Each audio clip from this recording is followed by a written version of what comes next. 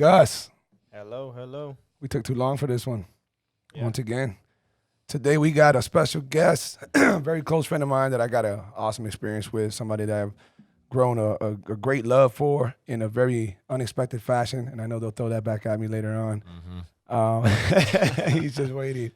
We got Tony Munoz in the house. Welcome, Tony. Thanks for having me, Wes. Thanks, Gus. Apologize to everybody listening out there. My throat's a little raw. There's been a flu, whatever going around, people taking flu shots. I don't even know if that shit's legit, but we won't go into that conspiracy yet. He's lying, it's herpes. Neither. Damn, bro. That's hard, dude. See how he starts off the Grenades show? going off within Right the away. first minute. Hey, right now you gotta find the bomb button, bro, so you can do that shit. For everybody out there, so I just want to give everybody an update on how I met Tony. And then we'll just start. We'll go from there. Tony's a member at the gym, at the UFC gym over here in Miami, in Kendall, Miami. And I'm not sure what drove you to want to start boxing. Well, okay, so Tony, how old are you? I'm 47. Okay, 47 years young. And he looks amazing. So if you guys, Thanks, whether my you brother. catch it on video or if you're listening on audio, he looks amazing. I don't want to say 447. He just looks amazing. Happens to be 47. So he's a little jacked, but not crazy jacked. He's a little ripped, all that good stuff. And I guess when he was working out pretty intense back in the days and, you know, people knew him, the boxing got your attention. I'm not sure. Do you remember the details? Yeah, I mean, listen, I've been a gym rat for the better part of 30 years, and I think that our first interaction started when I asked you for training for my son. It was for Uno, and then we just built a friendship, and we started like dialoguing on maybe I want to incorporate a different discipline for right. fitness. Getting older, wiser, but sometimes a little squeaky in the elbows, knees, and so I said, hey, how can I continue to stay fit, but adding a different element? And so you brought up the boxing, and so we hit it off. That's how we started training and stuff. Excellent. So then we started doing that. We definitely bonded quick. We already had bonded prior to it. We bonded even more at that time. And I get to know a little bit more about you, and we go into each other's stories and so on and so forth. And I don't know how long it was after, but at the time you had a girlfriend. Mm-hmm. How long were you with her? Was that a short one? So she was her and I were together on and off for 4 years. Okay. After my divorce, and yeah.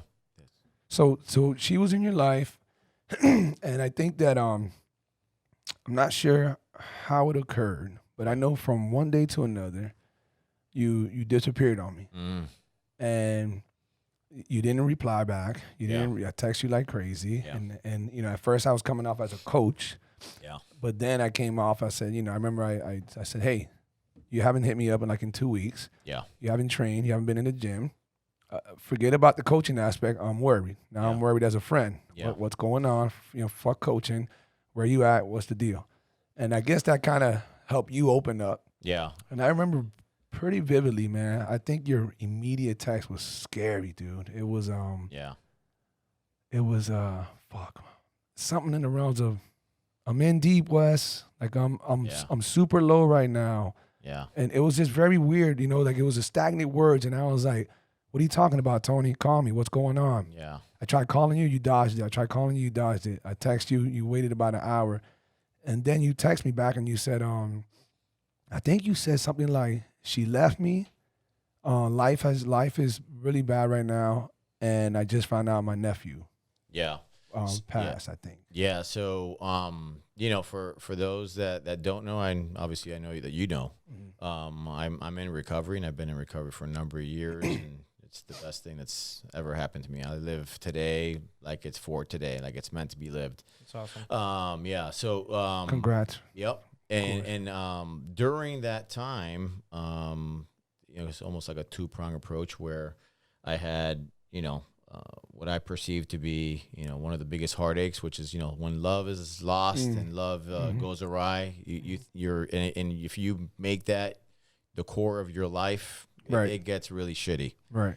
I've learned a lot from that. But then I also have a best friend whose son, and he and I are very close. and his son had passed away from testicular cancer. So it was just a very dark. I think the exact word that I used was I'm in the abyss. And when you, as an addict, when you go deep, you almost want to go as deep as you can, right? It's almost like a self-inflicted pain, and that journey you want to almost kind of like drag yourself through the dirt. And so that's where I was.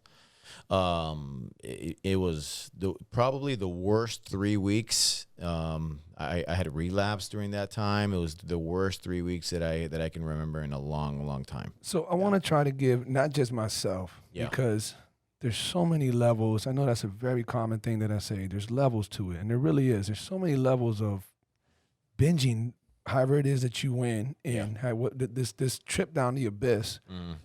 What exactly was that like? Like, if you don't mind talking about it, I don't know if it's something that your doctor says you shouldn't do or anything, but if you don't mind talking about it, what were the levels? And you don't have to disclose every detail, but what were the levels of what you were doing? What was this everyday activity going on for these 3 weeks of hell and all that? You know, as an addict, you know, when you're faced with either a relapse or if you're in active recovery, an active addiction, there's various levels, right? So, you know, in the beginning, it's always fun, and then it becomes where it's not as fun, and then you start saying, hey, every time I'm high or drunk or whatever, I'm getting into trouble, and then it comes like, I still want to get high, but I don't want to get into trouble, so you basically seclude yourself in you know, the confines of your home, and that's when it gets really dark, because you're not showering, you're not eating, you're not responding to work. And for me, work is a huge part of my life, right? You know, I'm anchored to my faith. I am deeply anchored to Jesus. And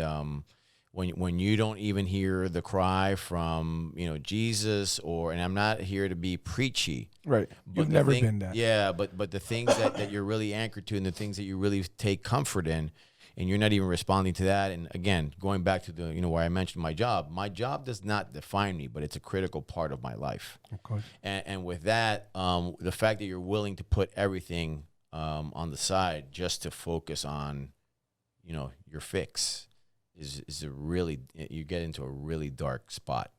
And those that have lived that know that. And that's the reason why in any recovery, you know, platform, treatment center, you know, they always say the addict will take advice and find a solution from another addict. And that's the reason why you'll see in a lot of treatment centers, Alcoholics Anonymous, those that walk the path and are able to achieve recovery are those that are able to kind of coach, bring on, and help other alcoholics. And so luckily, I reached out to the right person. And as a result of that, you know, I went back to treatment for the third time. And, you know, that was by far. So this was a third relapse. This was the third relapse, yeah. You know, and listen, sometimes, second relapse. You went in, came out, had a relapse, went in. I'm talking about through my years of addiction. I've been to treatment 3 times. Okay. So 3 times. I learned a little bit more than the next from, you know, the one that I was going into. In what span were those treatments? Like the first one compared to the second? In about 3 years. 3. Kind of evenly Pretty spread evenly out? split, yeah. So the first one went to treatment. 3 months later, I went back in.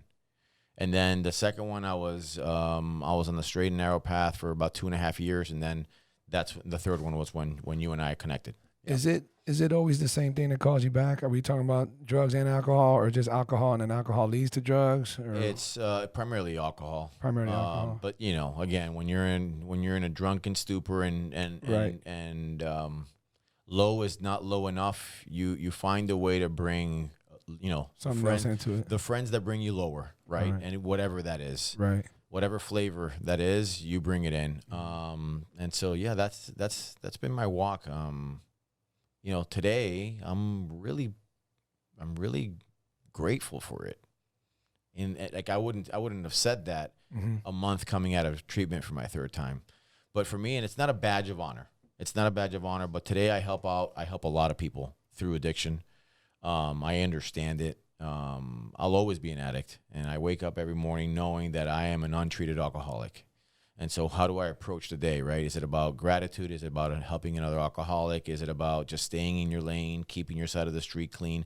It's about all those All of things. those, Yeah. right. Yeah. So that's Some I- people tend to go too hard. yep. Kind of like, sorry to go there, kind of like a super born again Christian who's just every chance they got, they're trying to preach. Why at are you apologizing about that? So, well, because I don't want you to feel like that's my only intention. Because No, we were talking shit earlier. That's Yeah, all. But that's okay. I try to be respectful when it comes to people's religions and their beliefs. I don't do There's that. no we in that. It was just you Who? What?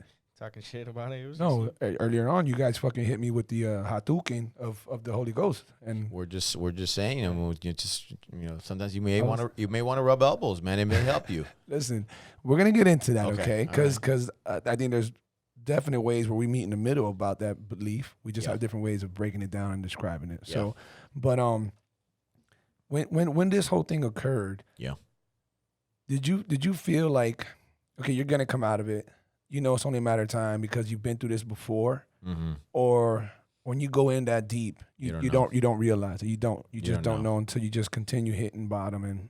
It's that's where the pain comes in. The pain and those that don't understand addiction, they feel they're very quick to offer a suggestion. Just stop. Well, you can't tell somebody who deals with depression just be happy.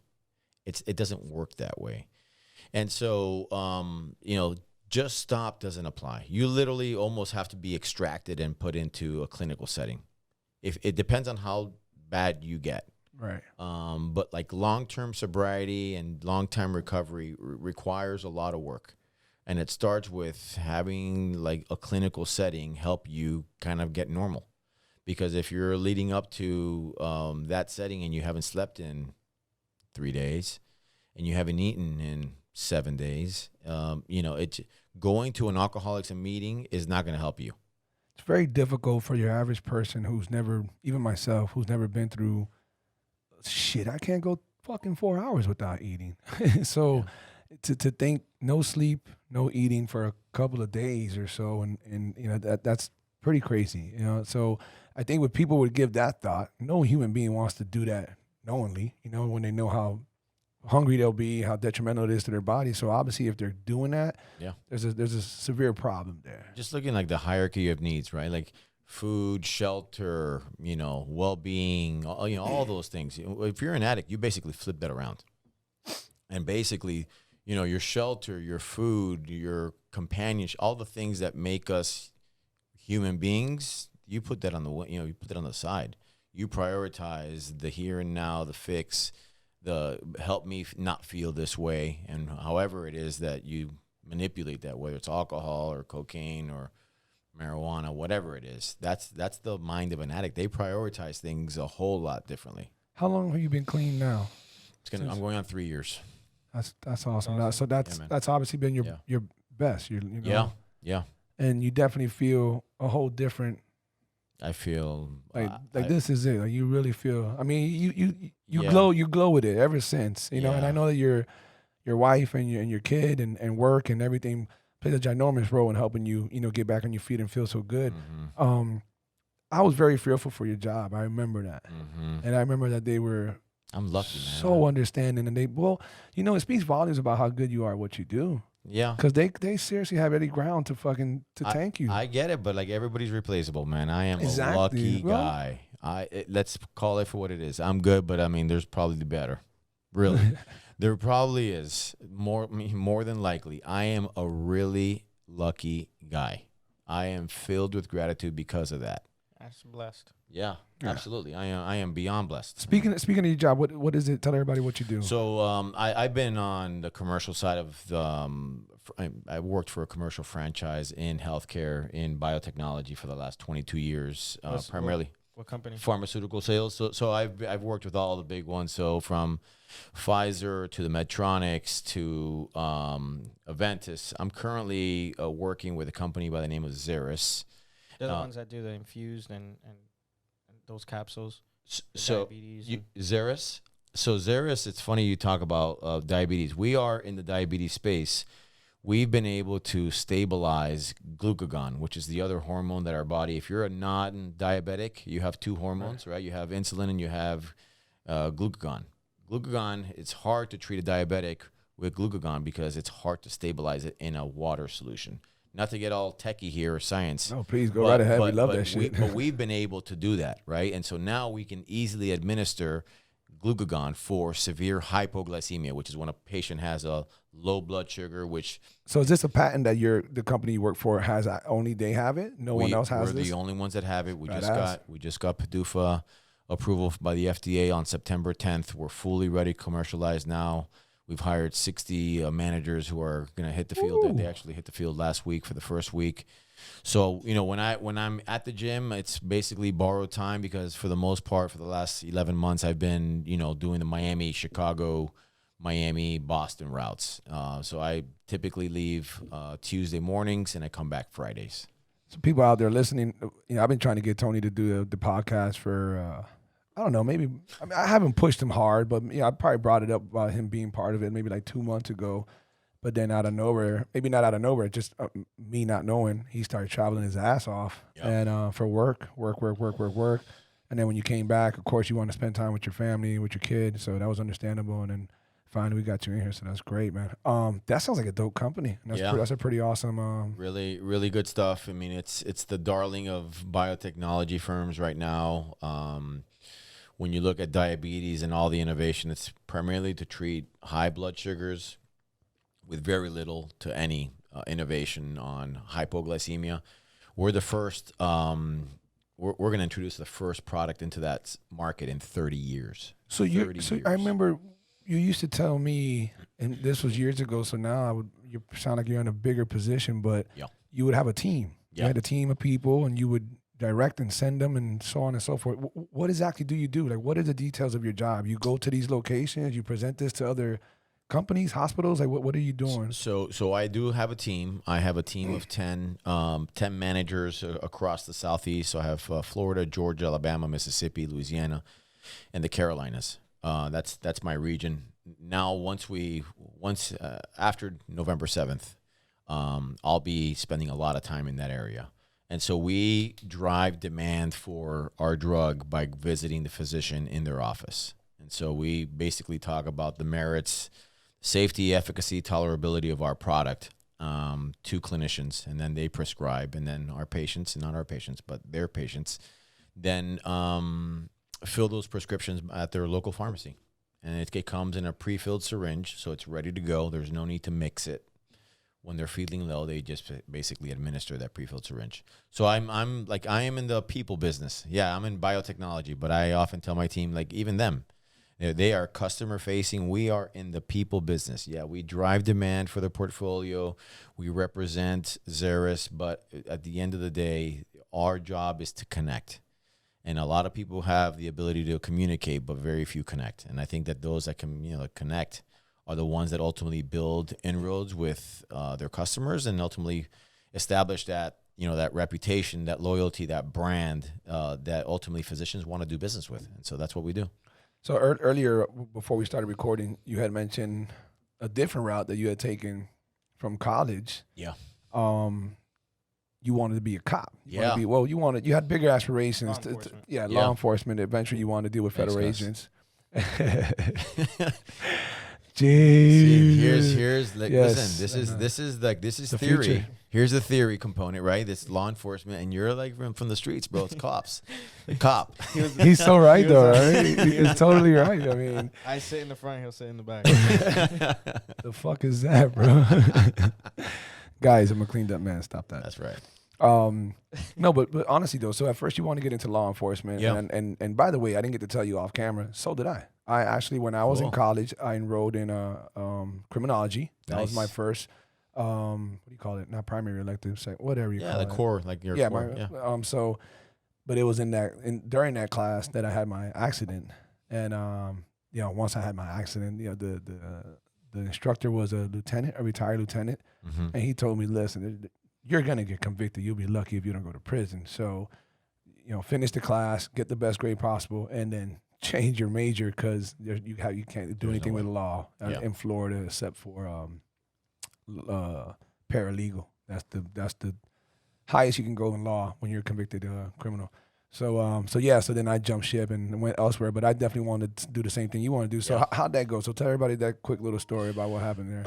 You know, from a very young age, enamored, love law enforcement. You know, for the longest time, I wanted to wear the uniform, whether it was in the military or whether it was law enforcement. I think it's a very recognized, reputable profession, right? And so applied, was accepted. That process, I'm sure it's still long, tedious, boring, nerve-wracking, gut-wrenching. Did I do well enough? Are they going to kind of nitpick? Anyway, I got picked, right? And then right before, like there's a time period before, you know, from when you get offered the position to when the academy starts, they say, hey, if you want to work for us, you know, you're not a police officer, but you work basically at HQ, or you can work at the training center. And so they said, hey, you know, like you can kind of speak. Is that something they do now, Gus? Yeah, they'll do that. They did that for my brother. They had him working at the station doing records and So just kind of like just to keep you in the. Yeah, I mean, I wasn't employed at the time. I had just graduated. But you're not an officer. You're just doing stuff, working for the just- department. Yeah, you're an employee of. Okay. Yeah, you're an employee of the county. Okay. You're getting to know the protocol ins and outs of what it is to work for the county. And so I worked at the training center. And for about, 2.5 months, I was the guy that's basically situational kind of scenarios where they, you know, the cadets or candidates that are applying to the, to the police force. This is part of the kind of like the assessment where they, they're put into a situation where they have to determine who's right and who's wrong. And there's really no right or wrong. It's just basically how do you manage conflict. And so I was that guy, but I guess there was a difference of opinion with the other gentleman that worked with me. And he woke up in a bad mood and I woke up in a bad mood, and it was a recipe for disaster. And he was, there was some racist comments that he made, and I didn't, take a liking to them. And we literally had an all out brawl at the training center. What do you call you? Spick? No, well, he used the N word, and it wasn't even towards the Hispanics. But I just felt like if this guy's gonna be answering to a call of a fellow police officer, and he feels like this, and he's using the N word, Right. I got a problem with that. Right. And so, like, I'm not saying I was Captain America, but Right. I took a stand here. Good. Yeah. And it literally escalated, and Did you win? It was kind of messy. I mean, I'm vertically challenged, my man. So like for me, it's if I fight somebody my height, I got a good shot. But I mean, it's tall guys. It's not good. I mean, it's not good. Gus, he needs wrestling lessons, bro. Listen, I used to wrestle in high school. Oh yeah? Yeah. Gus is an elite wrestler. I'm sure. When you're our height, man, that's the thing. You keep them close. Man. And the taller you are, the worse you are at wrestling. I suck at wrestling. I'm a striking animal, but I suck at wrestling. That's very true. Okay, so you fucked up that opportunity in some weird, twist of fate or whatever you want to call it. Yeah. And then where'd you go to next? What'd you start studying? So you didn't choose fucking what's it called? Your line of work? No, so then Miami being the number one entry point for cut flowers. You look, if you go near Doral, near the Metro-Dade Police Department, there's a lot of flowers. Cut flowers. Miami's the number one. I thought he was G-coding to tell me that he went into cropping trees. No, I'll leave that to you, brother. I don't even know what that means. Growing houses, weed, bro. yeah. Grow houses. Bro, I'm not Again, I'm in the back seat. You guys are driving. Yes. Okay. Cool. We got that. Go. I don't know what you're saying. Horticultural specialist right here, brother. Just because I have tattoos doesn't mean I do drugs.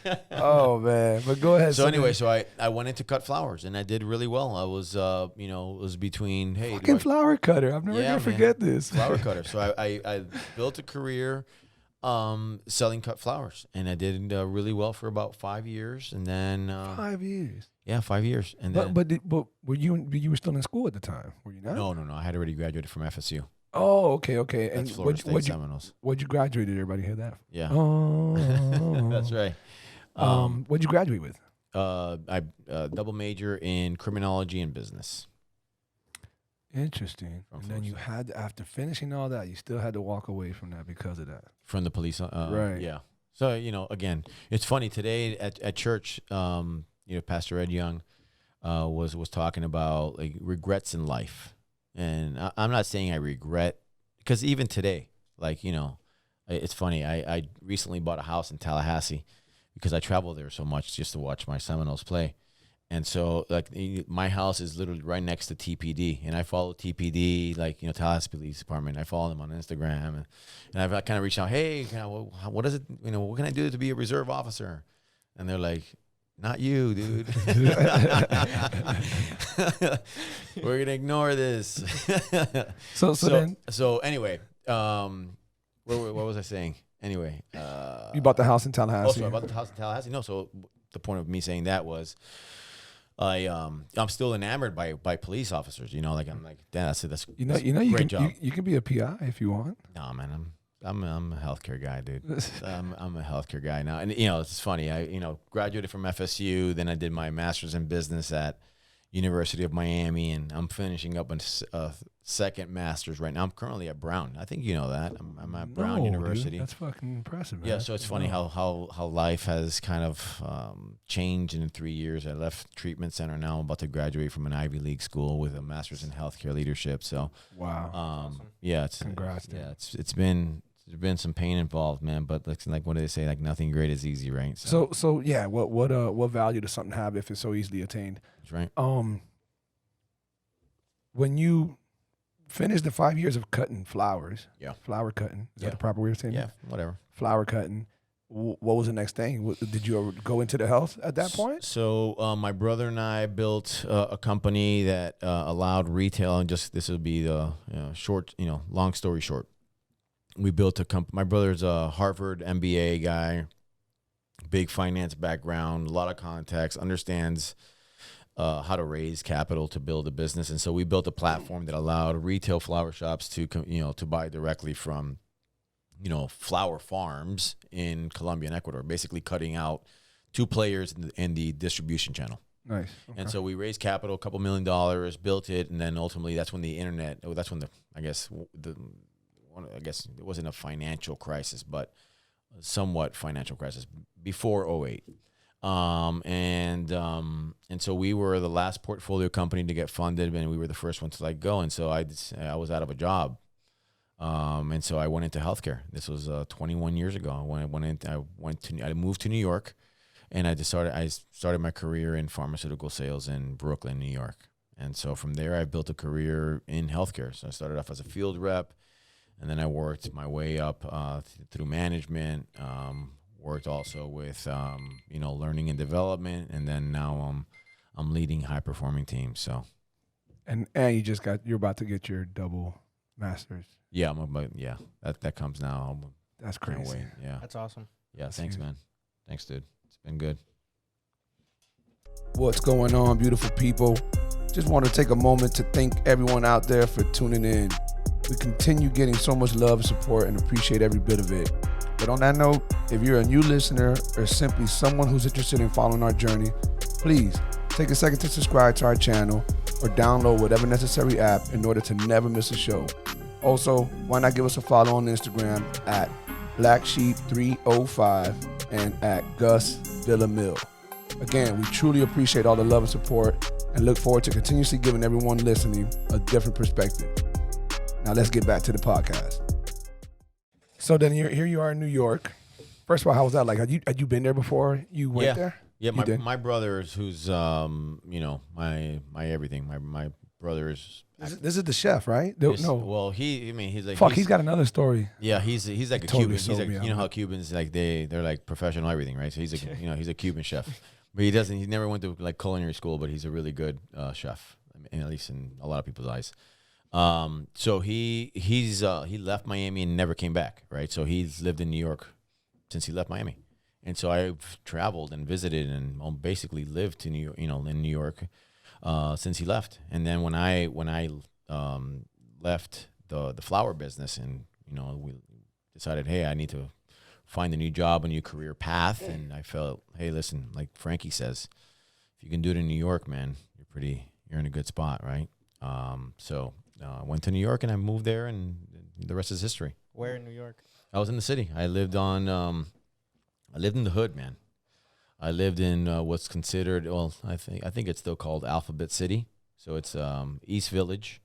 So I lived on 10th and Avenue C. Avenue D is projects. Avenue B is, not Do that. you recognize all that, It's Gus? changed a lot though. Everything's changed in New Yeah, York. It's yeah, not like that anymore. It's crazy. You'll hardly find any ghettos like ghetto like that in New York. Yeah. No, not in Manhattan. It's just too expensive. Yeah, everything's expensive. It's a hipster culture. Everything's changed. I've yet to go there. To New York? Yeah. Are you kidding? No. I mean, I'm super down. What's the problem? I think I'll have a great vacation there. I mean, I'm just the type of guy, Tony, who, certain things don't overly catch my attention Yeah. like that. I might be like, yeah, man, can't wait to do it one day. That's about it for right now. Now, if you mention something like outdoorsy, let's go camp, let's go to Colorado, let's go, I don't know. I mean, you're not a big shopper or person like that. Yeah, For me, exactly. I enjoy that. I'm not I a big enjoy it. downtownish guy. I'm not a big city life guy. The big Okay. buildings and it's too gray, it's too dark, it's too cool, it's too much traffic. Yeah. It's not my thing at all. Not downtown, not midtown, not even Brickell to an extent. Only for a night, only for a chill time. But Yeah. so I guess because of that, it just never called my attention. You got to visit though, man. Like, I mean, of New York- course I will, New of York is course. a special place. Of course I will. Of course I will. It's the And financial capital of the world. I always hear the best things about Central Park. That's something that I really want to visit. Yeah. Really nice. Obviously, there I go leading to nature again, but whatever. Yeah, I hear yeah, great yeah. things Bike about there, it. you ride around. It's really nice. I would like to visit Chicago because of the museum. I want to see the museum of. Natural history. Is that what it is? Oh, I know there's a they're lot. supposed to have great places to visit. I know they have a big museum where they have like the Ghost in the Darkness, the two lions that were. You ever seen that movie? No. Fuck, man, you guys got to see that. I'm nodding movie. my head. No. Yeah, you asshole.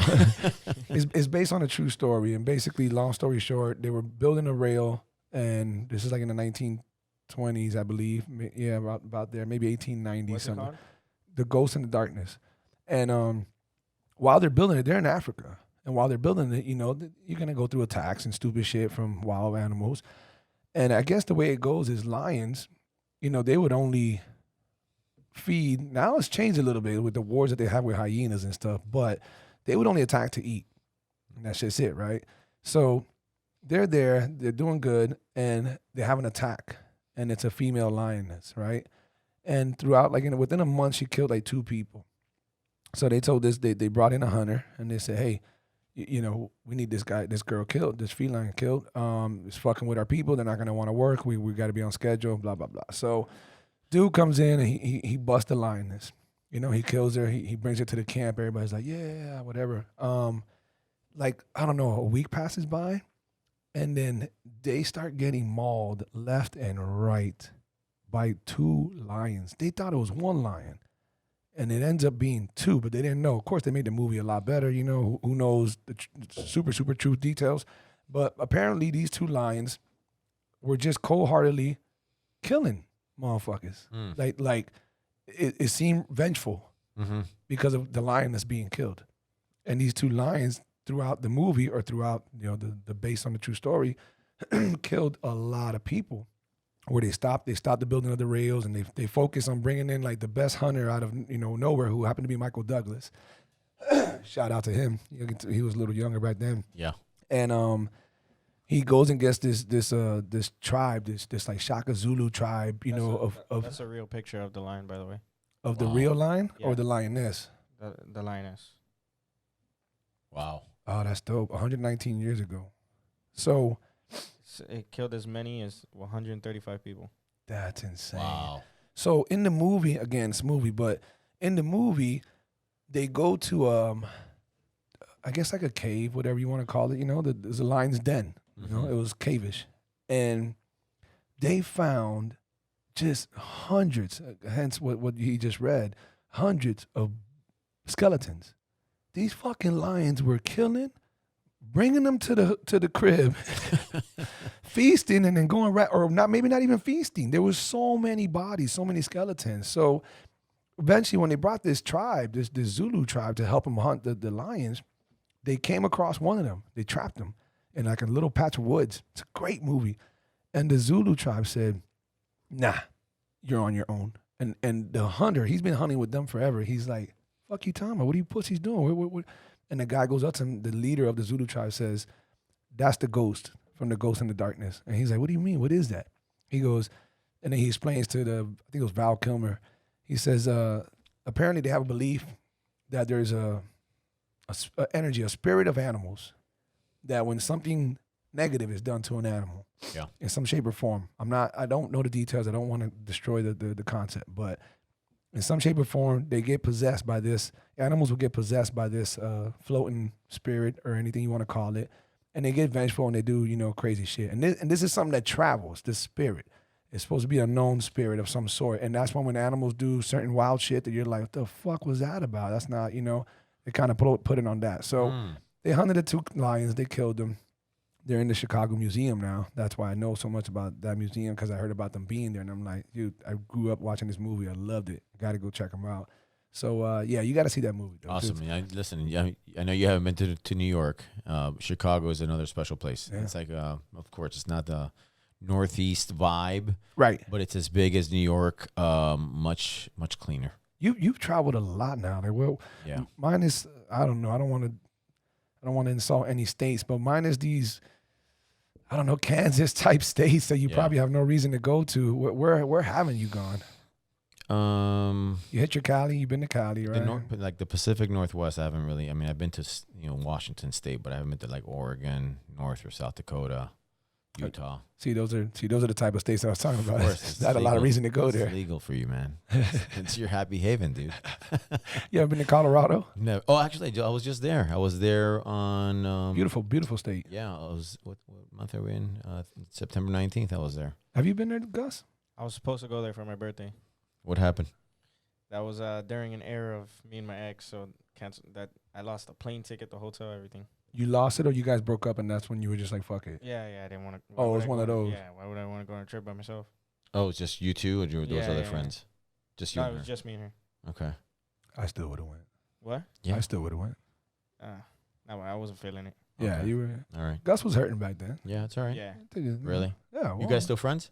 No. Definitely no. Okay.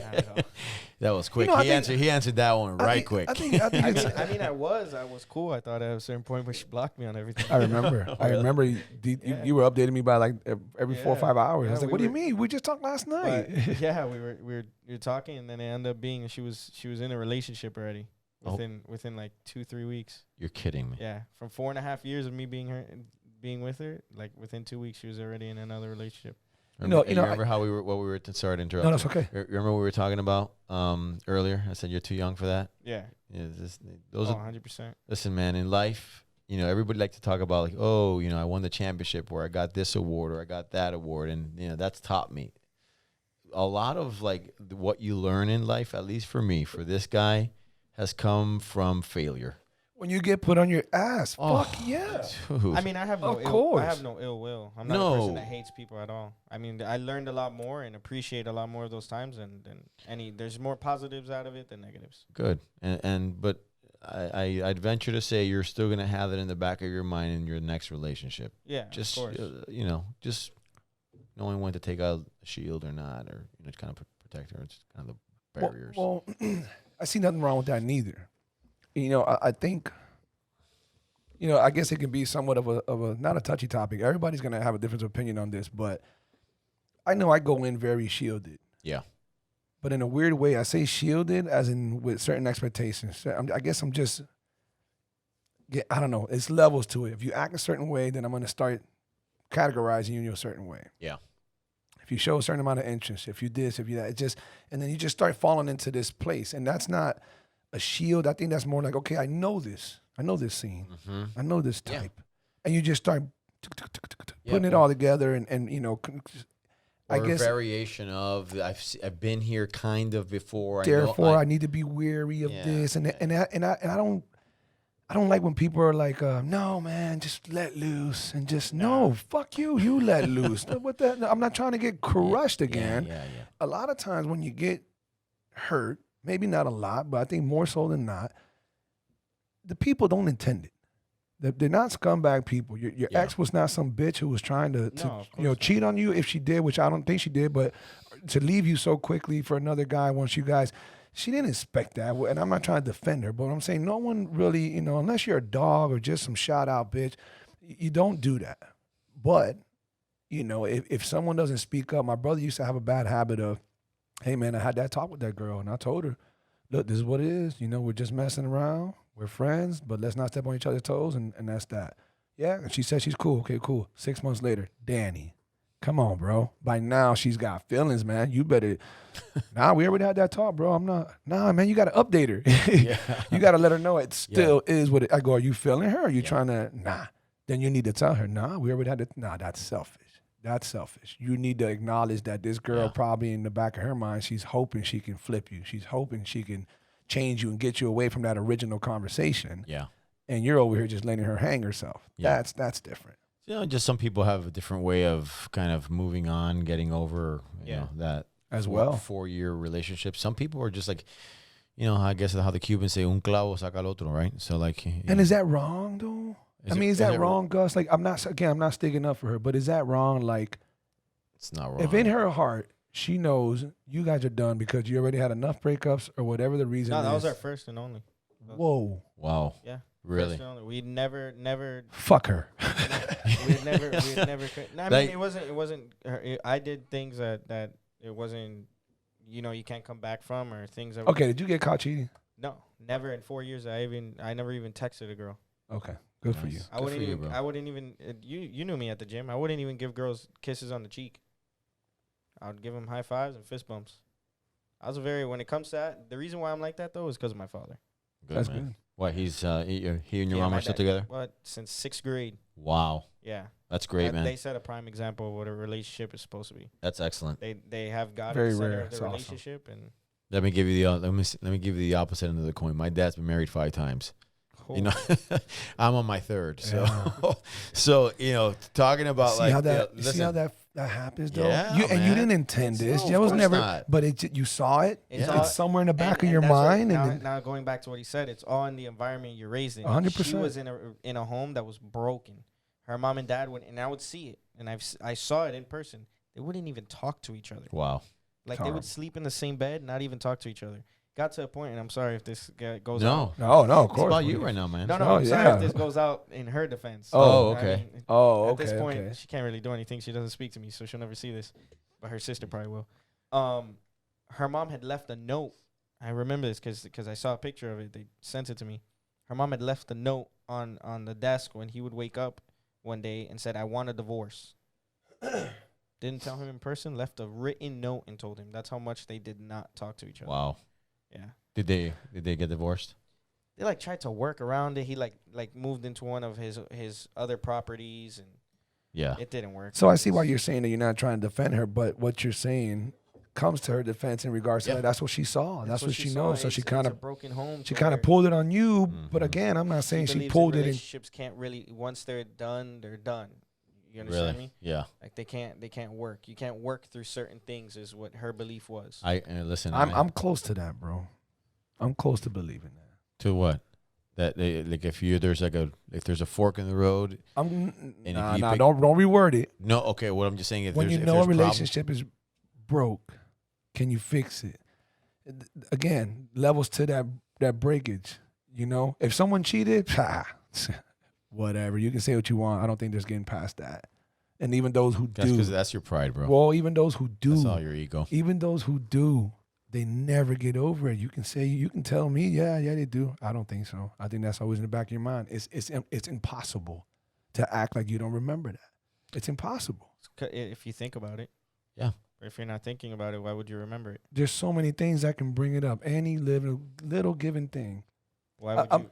So what I'm saying is, when you know something's broken, okay, people are gonna misjudge it and think that they're experts at knowing relationships, and I'm not an expert by all means. I'm probably the worst, but I'm grounded in certain beliefs when it comes to relationships with people, and if you cross certain lines, I think you can say all you want. We had this talk about what forgiveness is. Does it really exist, or is it more forget, not forgive? Is it more overlook and try not to remember versus forgive? And I don't think that people have acquired that skill. I think the average person does not know how to forgive and doesn't have the ability to forget. And therefore, if that extreme was caused, if that line was crossed, I don't know that there's fixing it. You can get past it. It's a complicated topic. It really is. Yeah, that's why I was saying is. that. It can go so many directions, and that's not my point here. That's not my goal. But I guess I just came to her defense really quick because you said she feels like that, and I guess I try to tell myself, hey man, even like our boss, Yannick, I've had a lot of differences with him, a lot, and I can sit here and talk a lot of shit, but it's not worth it. And I can also admit when he does something good, and I do it, and I tell myself to do it, and I tell myself to remind coaches, hey man, everybody knows I'm the one who talks the most shit about Yannick. And I don't just talk shit about him, but he tried to fire me. Yeah. He tried to fire me over something that never happened, Yeah. and almost fucking just rattled my whole life. Yeah. So I can't get over that. But when he does better things and he's done some certain things, I address it, and I'm like, yo, you did good with that. I appreciate that. And he'll look at me like, oh shit, you just So when somebody like your girl, even though she's probably wrong in so many ways for how she handled it's not. Yeah. the fact that she has that belief, hey, I'm kind of slightly in her favor of that. And the fact that you told us about what she saw with her mom and her dad, now I can get a better understanding as to why she was cold-blooded with you and probably didn't see she probably didn't think wrong or good from it. She just acted. Yeah. She just acted. And listen, I wish her luck. Because if she thinks that everything's gonna be peachy king and rainbows and puppies and icicles and whatever they call them, snow cones, that's not reality, bro. I was cool with icicles, by the way. Is it really? No, I but felt icicles icicle. different. That should have killed you. But Yeah. I knew what you meant. Ice. I don't think that that's what he was referring to or her. And I Yeah. don't think anybody in there believes that a relationship nowadays is so fucking euphoric, where you go through minimum But those shit. first 3 months are great, bro. Of course, right? everybody's, right? I love those. I love those first 3 months. That's like the best. It really is good. I guess that's almost with everybody. My thing is this, Tony. I'm not saying I have the formula, but I have my formula. Yeah. And my formula is I want the closest thing to me. I'm admitting that 100%. And I think if you did a reverse psychological test on people, you can do a survey. If you put a screen in front of somebody and you said, choose all the attributes, the this, the that, everything that you want in the most ideal lifelong partner, they're going to, unless they're fucked up in the head, unless they're sick and looking for somebody to be just as sick, they're going to put everything that they like to do. Yeah. She likes to play games. She likes for walks in the park. She likes this. She likes that. Why? Because I like it. If she's going to be with me, that's what I want to do. So we want the closest thing to a mirror image, give or take. Listen, you and Holly Holm, who I have a massive crush on.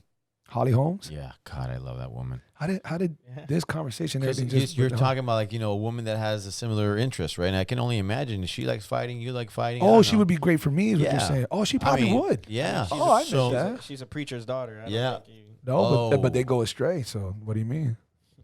Why do you guys keep acting like I'm some demonic fucking figure, dude? We're gonna attack this topic real soon. I'm a big fan of the freckles. Yeah, Oh, I do too. Yeah, women with right? freckles. Yeah. I don't know. This might not be the the wisest thing for me to say online, but or while recording, but I'm not really into white girls like that. Okay, they're beautiful. Holly Holmes is beautiful. Yeah, Her body's sexy, in my opinion. Yeah. She's ripped and all that Yeah. good stuff. for sure. But the very American, She's very very American Midwest. white girl way to be is it's a turnoff almost for me. Okay, It's very Taylor Swift. If you talk and act like Taylor Swift, it'll turn me bro. off. Taylor Swift is not Middle America, bro.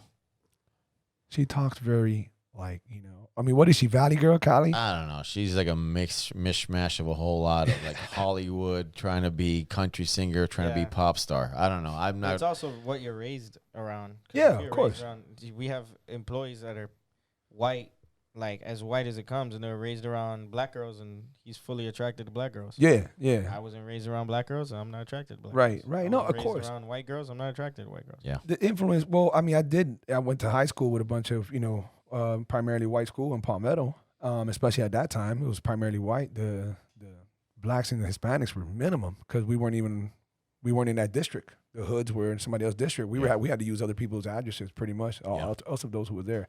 But I guess what I'm saying is, back to the main topic. Yeah, she would be great because of so many things, but white girls are being a certain way will probably throw me off when it comes to Holly Holmes. But in regards to the ideal, mate, I think you want the closest thing to you. So I'm in a position, me, myself, I'm going to speak for myself, no kids. Yep. No relationship, Yep. no ties, no anything. I gave you the tiniest little update that you had a couple of hours ago, by the way. That was a good update. I got to give you an update. It's a good one. Tony beat you to it. That's crazy. It's a good one. I know why he beat you to it, because your lazy ass was late over here. We'll talk about that later. He was here on time though. Yeah, on time. They teach us that when you're on time, you're late. Oh my gosh. Here we go. Vince Lombardi here. Yeah. Wow. Vince Lombardi. I like that shout out to him. So I'm trying to stick to my guns on that because I believe it. Because I know that the pretty looks, I know that the 3-month, super in love shit, I know the pretty looks go away. I know that the sex tones down, all that stuff. What you need is somebody you're going to enjoy regular, everyday shit with. Mm-hmm. And whatever that entails, if you're a football fan, football, if you're this, you're that, that whole, we do what we can throughout the week, especially while balancing work life and kids and everything. And then on the weekend, that's ours. But since you like football on Sundays, you do your thing with the guys and I'll go do my thing with the girls. I'm so against that. So against that. I'm gonna hit you, and I don't mean to say this, but there's something my pastor said that Drop the bomb. I know you're going to do it, Do girl. it. Do it. that you never find the one. The Yeah, more you man. pursue her, she becomes the one. There's no such thing as Oh, I don't believe there's the one. I definitely don't like believe you don't one. just talk to a girl and you know what, this is the one. Oh, You don't know that in the first week. You don't know that in the second week. You don't Agree. know that in the I first agree. year, second year. But am I making it seem like I think that? Because I do not believe that at all. But it almost seems like you go through like a report card, right? Fuck yeah, I do. Here's your checklist.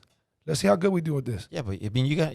How's that work for you so Yeah. far? I'm loving life. I'm chilling. I'm not going through a bunch of drama and whatever else. So what do you mean? Because I'm single? What do you mean? While everybody else, in my opinion, while so many people are in relationships that they're dreading, they want to get out of, they wish they didn't put that much time into it. Fuck it, they're already there because it's 15 years in, it's 1 kid in, it's 2 dogs in, it's a car, it's an apartment, it's whatever. I'm just gonna stay here.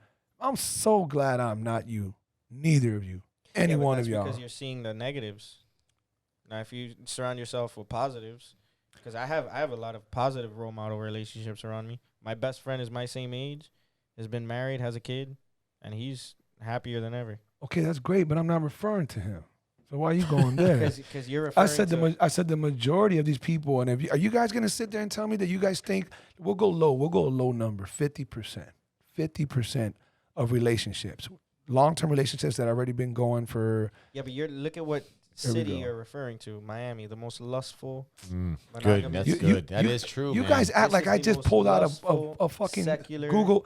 All right, my brother, please Google it since you want to talk that shit, because no one's talking about Miami, North Miami Florida. has the highest divorce rate. But in all of the I'm nation. talking You about in know the that, right? U.S. Really? In the U.S. Miami has the highest divorce rate in all of the nation. Yeah, seriously. I mean, this Tony, is- thank you for helping that out. No, I'm just listen. I will Facts say. don't care about feelings. I will say at this time around for me, it's been really good. Don't Good. get me wrong. A lot of challenges. Bringing in 2 families. Yep. But at the end of the day, my wife is the most understanding person she's really understands, not relationships. She understands Tony. And she understands that I need space too. But she also understands that I love to be with her and the 3 kids. I do. She keeps my life in order. She keeps my life organized. She is by far the woman that's more anchored to Jesus than I've ever met. And That's awesome. I need that around me because she's an example to that. And so for me, it works, bro. Don't get me wrong. I mean, I live in Miami and there's a lot of good looking people here. But at the end of the day, I just play the tape forward, right? Just like if I were to pick up a drink. If I pick up a drink, what's going to happen in a month from now? I'm going to lose everything that I've been able to recapture. What's going to happen if with another woman? I'm going to lose everything that I have right now. And so I've learned sometimes it takes a little bit, right? For people to learn. And for me, I can see where Gus is coming from, man. I don't even know what Gus is talking about. He's talking about throwing, Miami is it's a dangerous city in so many different levels. Yeah. But listen, guys, we're talking about the human race, man. Yeah, I don't know why you guys went to Miami. I'm talking about the human race and what the world's up against with all the influences out there, the temptations, you name it. Yeah. All I'm saying is this. That's what you. We- that's why we- you put God in the center. We spoke early. No, man. No, that's not what I need. No, I need nothing but positivity in my life. I know what ethics are. I know what morals are. I know what morals are. I know all that. And I've been up that God alley, so we don't have to go there and throw that like I need to see. This is a statement. This is the problem that I have with that type of statement. And I think people who sit in my shoes would totally agree. I don't come at anyone and say that you would not be anything with or without this God. Yeah. So when it's thrown at me like, oh, if you really want to find it, then that's what you need. That bugs me. Because then you're telling me basically that I ain't got shit. That's No. all I'm not, saying. well, but you have to be in some shape or form because it ain't shit unless you got Jesus in your life, right? What is it if you don't have God or Jesus in your life? You It's can be a good it's person. halfway. It's not enough. No, It's no, no. whatever. So you're telling me I'm in like no man's land unless I accept this belief can- that you have. That's can- not cool. You can be a good person already. Just being a Christian or being a follower of Christ is going to make you an even better person. Okay, you can say that, or I can just continue studying, being a great person, having humane ways and all that other good stuff, and not have to force a belief that I do not have. It's like, Joe Rogan had this, I forget the guy's name, man. Fuck, it was an awesome podcast. The dude was a soldier, lost all his Sims. peoples. He was in one of those like movie scenes, like Soul Survivor. I don't know if you remember that movie. Yeah. That was him. Like that was him in the middle of a fucking fire for like, I don't know. I think they were bunkered down for several days, dude. And he's just seeing his people get popped off. Seen it all. Anyways, he was telling Joe a part where he shot this guy who snuck up on him. He snuck up on him and his dude. I think it was his last guy left. And the dude snuck up on him and he shoots him. Boom. And drops the guy. He thinks the guy's dead. It was a quick shot somewhere like in the collarbone area or whatever. He goes back to his boy who's like, I don't know if he's dismembered or something's fucked up with him. And he's getting to him, hey, bro, well, you got to survive, whatever. And dude comes up behind him and starts choking him, like with a weird rear naked choke. The same dude he thought he killed. So he somehow muscles out behind it, kind of flips him around, takes him down. He's kind of like full mounted on him. And he reached for a rock. He reached for a big ass stone. He tells Joe Rogan he started smashing this guy's face with the stone. And excuse me, guys. He says that the guy would look at him. He gave him this look like he knew I'm moments away from From death. dying. Yeah. You're about to kill me. And he said, he could see it in his eyes. And he also said, believe me, if I had to do that 20 more times, I'll do it 21 more times. And then he goes into this belief, this argument. What's up, crazy world? You got to be a little loose upstairs if you're following us. But if you're not following us, what the hell are you waiting for? Listen, go ahead, stop what you're doing, pause. You can come right back to this. I want you to subscribe, go to YouTube. I want you to go to iTunes. I want you to go to SoundCloud. I want you to just find any platform that we're on. Follow, listen, show your love and support. Thank you very much. Appreciate you. Let's get back to the podcast. So he tells Joe, he says, Joe, understand this. Where it's tough to be in this situation, it's not so much about what I had to do for my country, for my fellow men, whatever. It's just this guy genuinely believes that he's doing the right thing too. He 100% believes that his belief is the right belief. Whether it's however connected it is to Allah or whatever extreme fashion it is, he really believes it. That's what he's been taught his whole life, to believe that and to be ready to do the things that they do. Regardless of who agrees with it or not, how unethical to us it might be or not, that's his belief. So he's not wrong for that. He's acting on his belief. Where I get up with you guys is, I get your belief and I know how much positivity is behind it. I know that, biblical teachings is nothing but good teachings. There's nothing negative behind it and so on and so forth. And having a centerpiece, a foundation, which, my Jesus in all name, in all craziness is my mom. That's my everything. She is my centerpiece. You guys do it through that and the belief system that applies to it. And it's not to start this big old argument. Okay, it really isn't. But who are you guys to tell, or the next person's belief, and not even mine since I'm a non-believer. Let's talk about the believers. Forget about me. I'm nobody. I don't think. Correct me if I'm wrong, Gus, but I don't think he would go out to just anybody and say what what he just told you. This is all just in good fun. But listen, for me, in times of hurt and times of need, I've anchored to that and just literally asked for help, and I've been literally recovered. That's me. Right? I wouldn't go out and, I'm in Sedano's and I see somebody struggling or whatever, arguing. I'm not going to say, hey, find Jesus. You won't have these arguments. My life is still shitty and challenging and unpredictable. for me, in times of hurt and need, that's helped me. So I mean, I'm not here telling you what's right and wrong. My brother's an atheist, so like, and I still adore him. Yeah. My brother's an atheist. Yeah. Understand this, Tony, just so you know. He's heard this a couple of times. I want you and anybody listening to know where I stand on this whole belief aspect, okay? And I don't know shit. What I know is what I don't believe, and what I believe has a bigger possibility of existing. If there was a God, I'm not gonna say God, I'm gonna say a creator. If there was a creator, okay? Like, we want to think there's always a creator in some shape or fashion. I'm kind of piggybacking on the scientists. What do they believe in and why? Which one resonates more with me? What do I feel better with? And I went the religious route. I was brought up Catholic. I went to Catholic school. I still know all my prayers. We can say prayers right now. I still know them. Read the Bible, I think a total of maybe 3 times by now. Still recollect a lot of it. So been down that road. Where I'm at is, if there was a God, I can see him as a creator, and a creator like almost like a mad chemist, almost like a scientist, someone who said, let this be, and let me see what comes from that. Whether that was evolution or prior to evolution, because we don't know what the fuck came before evolution. I'm sorry, Big Bang. We don't know if something came before Big Bang or if it was Big Bang. However you want to. There was no Big Bang. Go. Here we go. There was no Big Bang. There we go. So, there was none. so extremist. See what I mean? It's not So, extremist. but that's why he's on. That's why he's part of the podcast. Yeah. 'Cause we need these type of guys. Yeah, listen, he balances out the What, my format. bullshit? Yeah, basically. My bullshit. Like Yeah. I said, you sit in the So, back and I'm in the front.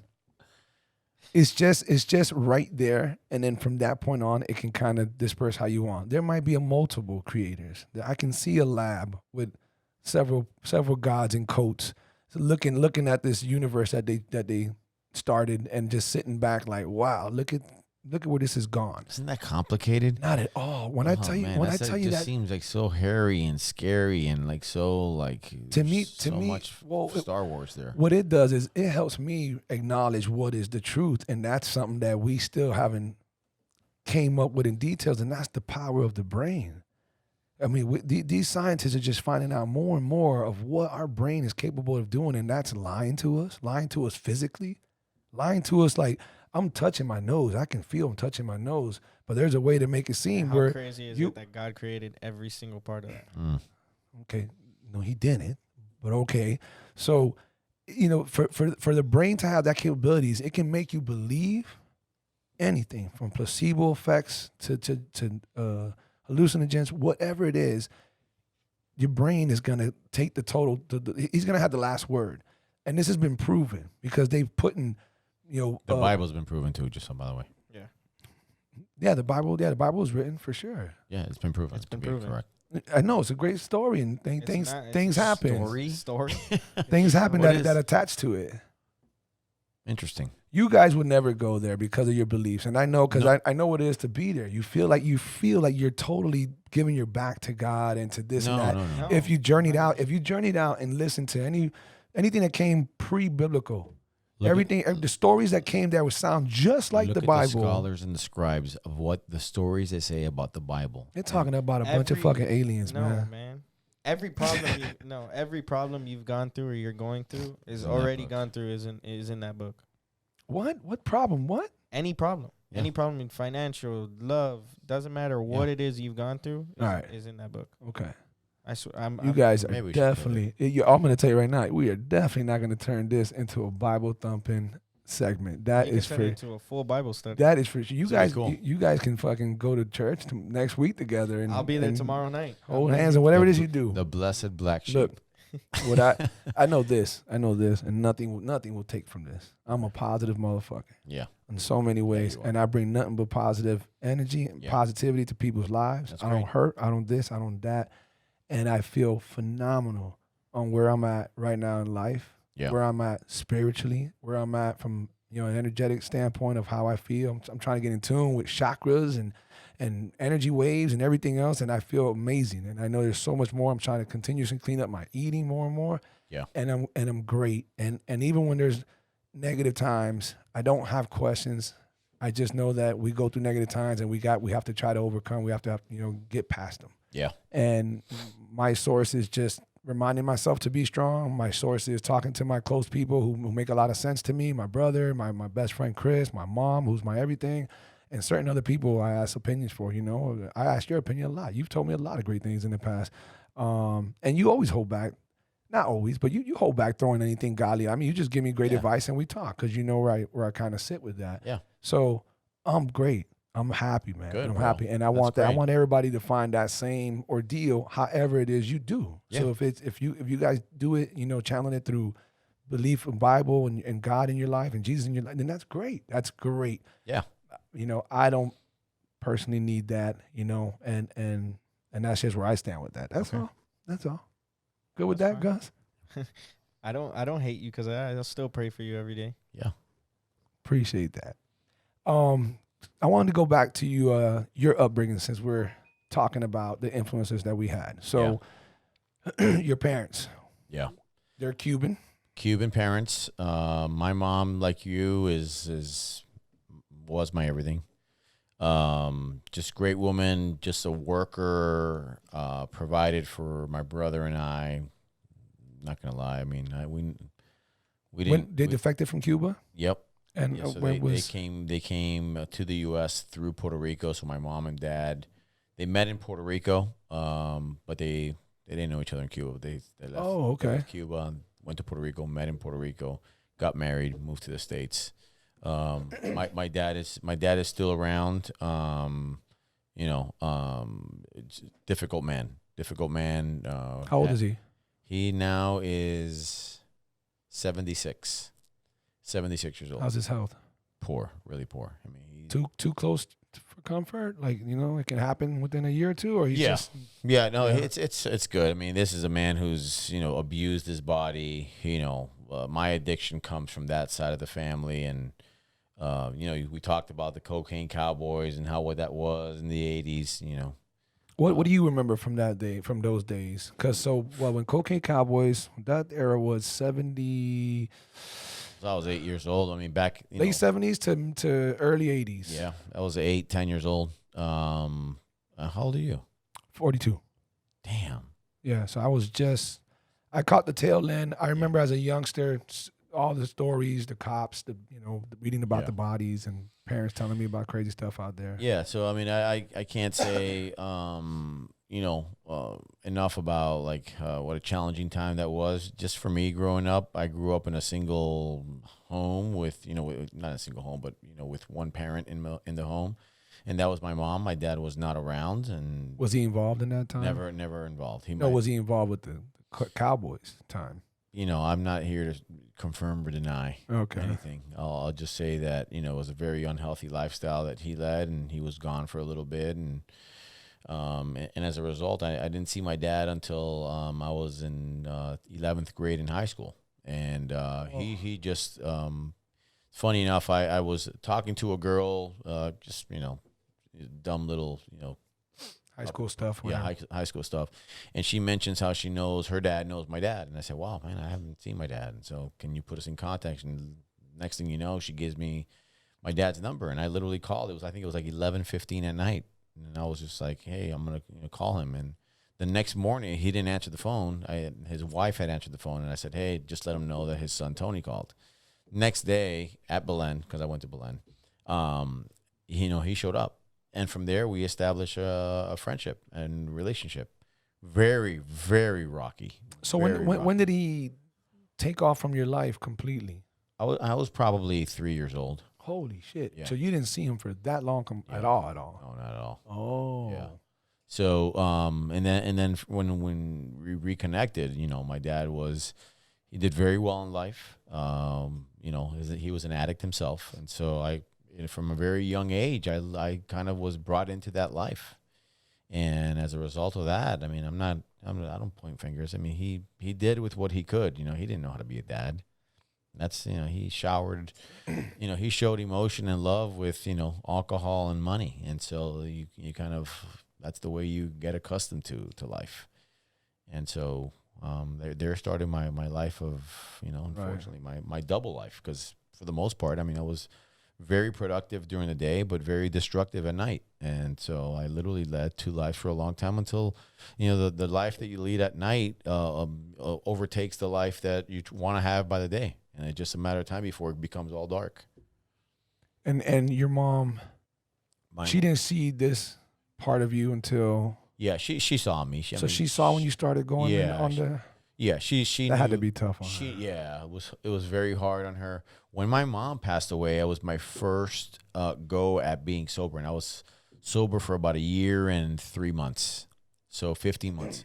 So my mom actually, when she passed, I actually was sober, which is almost like what a gift I gave her, Yeah, right. That's a good way of looking at it. As best I could. And how did she pass, Tony? She was diagnosed with ovarian cancer. And they caught it too late. Stage 4 ovarian. Fuck, man, people got to get checked so often nowadays, man. It's crazy. Have to. And so, sorry to hear that. It's okay, man. It's okay. But I can relate to your mom being your everything. My mom was my everything, and even from a young age, I always said, God, what's it gonna be like when my mom passes away? I remember, I try not to even think about that. I start crying when I do it. Yeah, like for real, I was young thinking about that, right? Like, how am I gonna manage? And when it happened, it was just like again, the addict deals with pain unlike anybody. You guys talk. Is that what made you flip back to what's it called? Yeah, I mean, relapse? No. I think it just accelerated at a speed that I couldn't. You couldn't even look sideways. It was just like you're just trying to manage and numb pain, and then that just became my norm. My norm became pain-free. And so anyway, but she, a great woman, dude. Like, dude, just so anchored to, like, talk about chakras. My mom was big into Christ, big into Jesus, big into like holistic medicine, big into chakras, big into yoga, big in, like she wanted to capture a little bit of everything. I like that. Yeah. So for me, I like that. Your mom too? Yeah, she's huge on holistic medicine. Yeah. So she was like, into Reiki and stuff like that, a Reiki teacher and all that. For me, I can just, that's too much, bro. I get it. But but obviously you can imagine that I'd be more for that because, hey, at least you're messing with a lot. You're trying to journey out and try all kind of positive ways. And that's pretty cool, man. So anyway, I don't know, just whenever I hear you talk about your mom, you've said it a couple of times, over the course of an hour and a half, hey, man, that's your everything. Well, shit, man, I can relate to that. Because that when you can grab onto somebody like that, that's connection, dude. That's another thing going back to that significant other talk that we were discussing earlier. Yeah. Part of that list is how much of my mom do you have in you? Because that's the shit. Yeah. That's what I closely want. And my mom's got some, I don't know, very few. She's got some cons. I don't know what they are because that woman's amazing. But, yesterday I sent her a random text out of nowhere. I mean, we text almost every other couple days or so, but sometimes I get too busy, caught up, whatever. I'm here just food prepping my ass off. And I told this girl last night, I said, man, I had a moment about an hour ago where I was just feeling myself. She's like, what do you mean? I said, I'm just half naked in the kitchen, dancing to some Michael Jackson in the background on the music, literally cooking 3 or 4 things at the same time while chopping up, cilantro. He's using this to recruit, right? And then, and I'm doing all that's good. I like that. I got to use that in the future. And the whole time, and all while sipping some wine, and I just thought, damn, I'm good. Like, I'm fucking, I was just like, bro, I'm fucking good. Everything's cooking perfect. I'm right on time. This girl's not coming over till an hour, blah, blah, blah, blah, blah. And then I just thought, man, I would not even be close to this if it wasn't for my mom. My mom used to just be a beast in the kitchen while there's a bunch of hungry fucking kids, obviously she got it from that, but more so when we were older and all the friends used to come over and my mom didn't want us having get-togethers or parties outside of the house. She's like, nah, I'd rather you do it here so that we can make sure you guys aren't going to do stupid shit and whatever.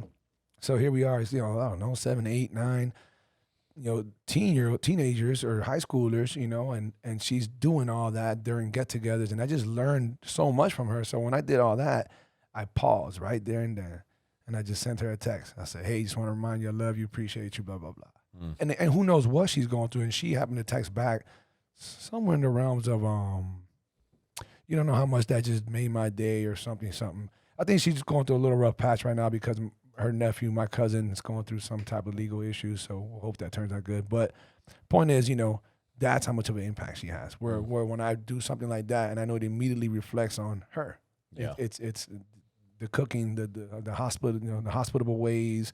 All Ties that's into from something. Her. It's all her. Yeah. It's all, and that's not taken from my dad. My dad was pretty good dad, and I don't want to say anything negative about him. Wasn't as involved as he could have been. Kind of one of those I work and bring the money. You can be the mom, or you know what? I'm just the dad. What I can only do so much with them. He could have been more. I think dads nowadays have come a long ways. I think dads realize they need to be way more involved, like a mom would. So he just wasn't there at the time like that. But he was in my life. We were good. He passed, I think, like 7 or 8 years ago. He had sclerosis of the liver. Oh, really? Cirrhosis? Cirrhosis of the liver, and pancreatic cancer. Wow. Was he a drinker? No, not at all. Wow. Not at all, exactly. And but I guess my mom said that when he was younger, he was a little. She said that he used to give him a lot of meds because I think he was. I don't know. I don't know if what the hell he went through when he was in high school. I think they tried to label him as a slow learning abilities, so they gave him some type of medication. But apparently he was on meds of some sort for a long time. I never knew about it. I don't remember, but he never was a drinker. No, he just little beers here and there. So so that kind of caught him out of nowhere. But based upon what he's gone through, and I guess what kind of exists in the family a little bit, I definitely, going back to what I said earlier, get checked often. Yeah. How often do you get checked, Tony? I go every year on my birthday. Not on my birthday day, but at around July. And what check do you get? I just do everything. Just lab work, chest x-ray, all that stuff. What, should I be getting something else? No, I'm asking because you're in phenomenal shape. Yeah, and all that. For me, it's just like. Well, you're 47, so how often should we get checked? Is what I'm saying. For me, it's once a year, man. Once a year is. When did you start doing that, though? After 40? Pretty much. I mean, here's the. I'll give you a little give you some visibility to just the panic, right? As you do abuse to your body, you almost want to say, God, help me check. There's different stages. There's like, I drink so much that I want to get checked. And then you're like, okay, then there's a stage where I drink so much I don't want to go to the doctor because I don't want to find out. Yeah. And then you get into a stage where you're like, okay, I'm not drinking anymore. Now it's like, now you start realizing the great things that you have in your life, like your child and, your wife and all the things. Like my run is literally just starting. So you have to kind of get involved again with, approaching your health at a different level. And so once a year, man, I also don't get crazy. My brother's just crazy getting, what's it called, 23andMe genetic testing. I did it too, just to see like what you have a propensity to like develop. I'm not doing that. I did it one time, and you think it'll spook you? I think it'll spook me, man. Because it's like we all have some type of genetic predisposition, no? So like again, not to get all preachy, because that was like it doesn't bother me, bro. Okay, so I don't want to get back into that 30-minute thing that Gus caused. Yes. Well, whatever it was, like for me, it's like my time is ready. It's written, dude. All I can do is just like fly straight, do right, don't drink, and treat people with kindness, right? Like the rest, I think he'll take care of. Okay. So why dig that deep into it? Yeah, I mean, don't get me wrong. It's not going to be completely oblivious to my health, and like if we can catch something on time, we're gonna do it. But I'm not as manic as I used to be. My brother's on a different level. He wants to do I know that shit has to be expensive. I would like to do those tests. I like those. The 23andMe is like $195. That's not bad. Yeah, not bad.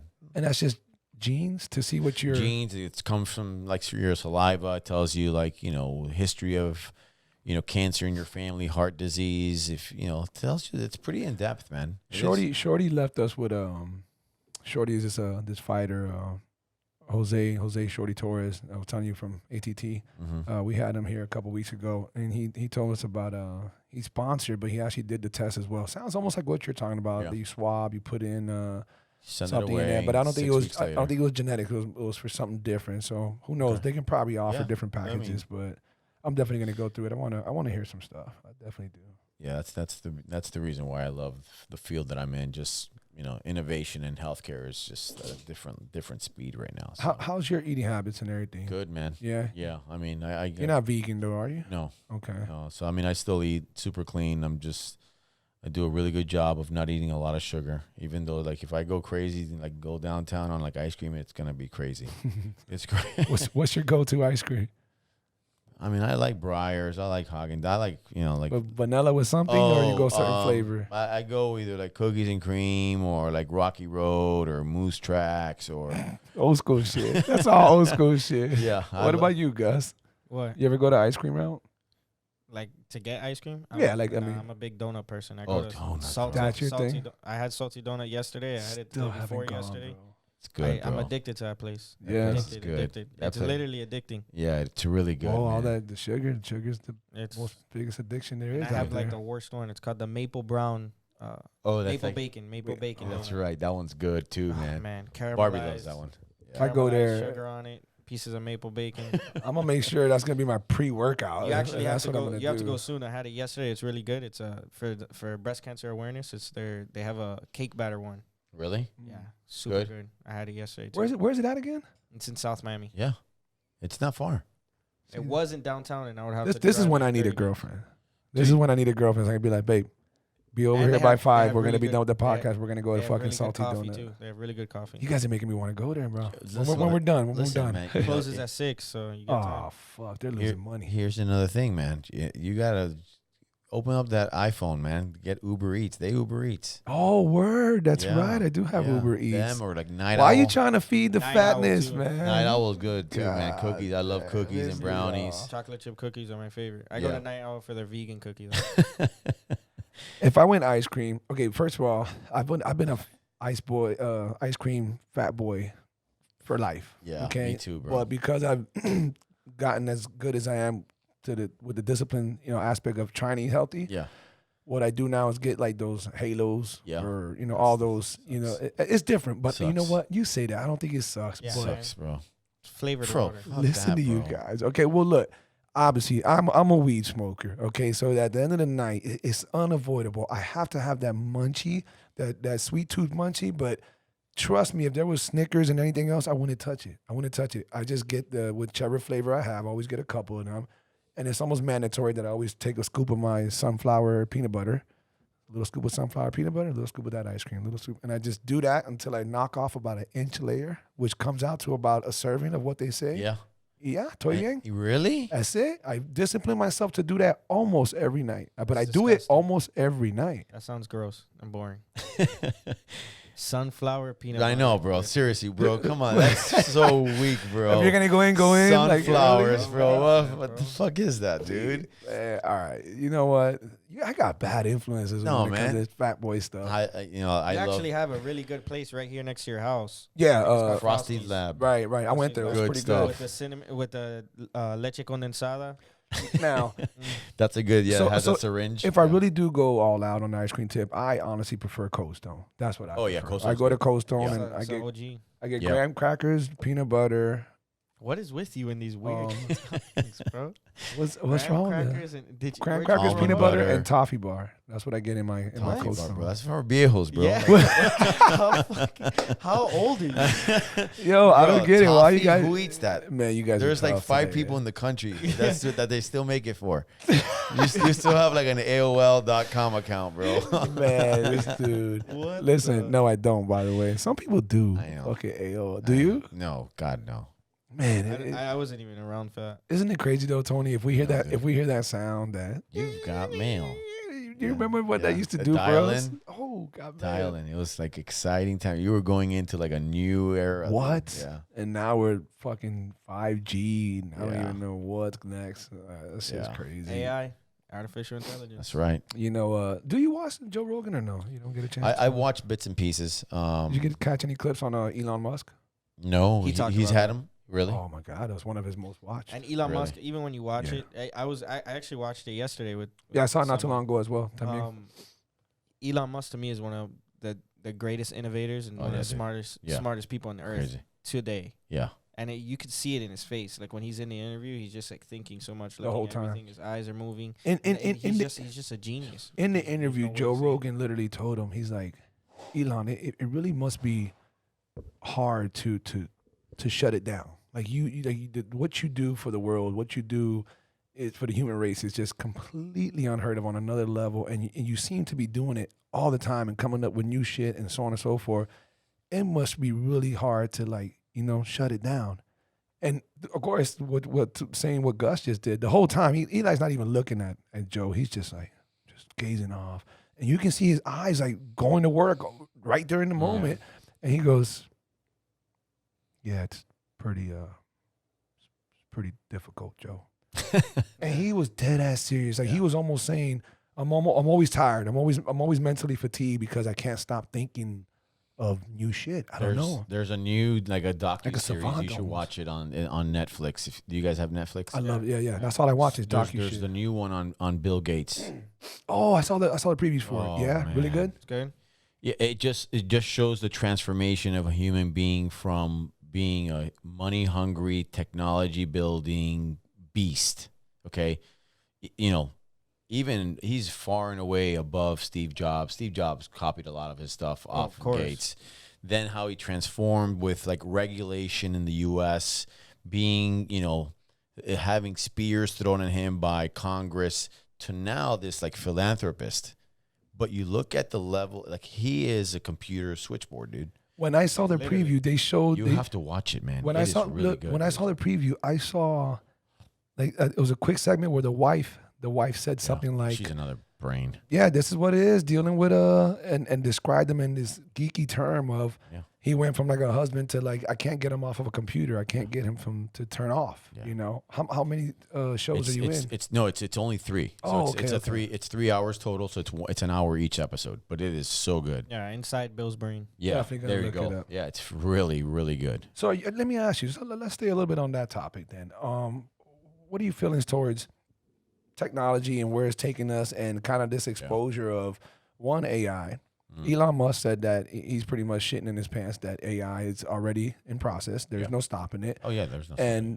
but no stopping it as in it's going to come back and basically like Terminator overtake us. Elon Musk thinks that you cannot stop the machine already. The AI is already doing what it's doing, and it's going to continue, and it'll get to a point where now we can't shut it down. Yeah. And it's going to, through all the, what is it called? The Innovation. No, algorithms. What's going on, beautiful people? Just want to take a moment to thank everyone out there for tuning in. We continue getting so much love and support and appreciate every bit of it. But on that note, if you're a new listener or simply someone who's interested in following our journey, please take a second to subscribe to our channel or download whatever necessary app in order to never miss a show. Also, why not give us a follow on Instagram at BlackSheep305 and at Gus Villamil. Again, we truly appreciate all the love and support and look forward to continuously giving everyone listening a different perspective. Now let's get back to the podcast. But where it's taking us, he fears it, and I don't know, do you connect that anywhere religiously, or do you look at that separately or not? Because it's it's there, it's in front of you, and I'm not trying to challenge religion. Yeah. I'm not going there, Yeah. but where does your mind go with something like that? Like dude? AI. Yeah. I think it'll I can just think of it, think of how it applies to healthcare, right? Because it's the profession, the landscape that I live in. When you look at what AI is doing in healthcare, it is really impressive. Right. There's algorithms right now, and there's so many different variations of algorithms to help the prediction models and the accuracy for prediction. It's going to help predict disease a lot faster, sooner. Predict, based on data. Like a human brain can't analyze data like these algorithms can. Right. And so when you look at, if you have X, what are the best treatments for Y? Physicians are trained to use their last most common, success, right? Where did they use it and where was it successful? That may not be the best way. And so these prediction models allow you to really fine tune and cater specifically, let's say, more targeted approach to treating disease. It is by far, it's gonna really revolutionize. It really is everything we do. I mean, look at all the companies that Apple is buying. They're all AI based, all of them. So Yeah, it's always gonna have its cons, and just like everything, you have a disadvantage. You know, you're never gonna be able to. It's not gonna be able to improve with experience. Something humans can do. There's no emotion base behind it. It's not gonna be able to replicate humans. And at the end of the day, intelligence is believed to be a gift from nature and God. Mm. So they're always gonna work on algorithms, but every machine has its defaults. So, I mean, of course, obviously, but they're teaching these AIs, and then the AI teaches itself, and then it just takes off on its own. They teach the AI emotions. They put it in it. They tell it what the emotions are. They tell it what causes emotions. They teach the AI to recognize what emotions are what based upon expression. You know, fear, astonishment, surprise, joy, overjoy, you name it. So once they input all this into the AI, now the AI is doing it on its own, recognizing shit, acknowledging shit, developing its own, and then it continues doing that on its own. Mm-hmm. So it then teaches itself to show emotions and therefore become emotional Mm-hmm. based upon what has been taught. It's in its own crazy way. It's an evolutionary process on a very fast span of time with the help of scientists that this AI is teaching itself to become as humanistic as possible. It's pretty fucking crazy. Yeah, it's crazy. It really is. You know, it's gonna have the ability that if you crack a joke on it, it knows what a joke is. It knows if it was an insult, if it was cynical, if it was low down and dirty, and it's gonna be able to give you the right reaction based upon it. Like it is becoming human in a very weird way, though it's not human. I get it. I mean, how it applies to like medicine, though, I don't think a computer is going to be in a position to treat or see a patient. And again, you know, I can be so ignorant, or maybe not. You know, the fact that I'm maybe not as visionary as somebody building the algorithm. That's the reason why I'm limited in my vision. But having a patient seen by a computer, I don't know. I'm not sure if we'll ever get there. Maybe. I don't know. That would be, for me, hard. Because I'm really emotional. And healthcare is I don't think it'll be able to understand the complexities of humans and humans' needs.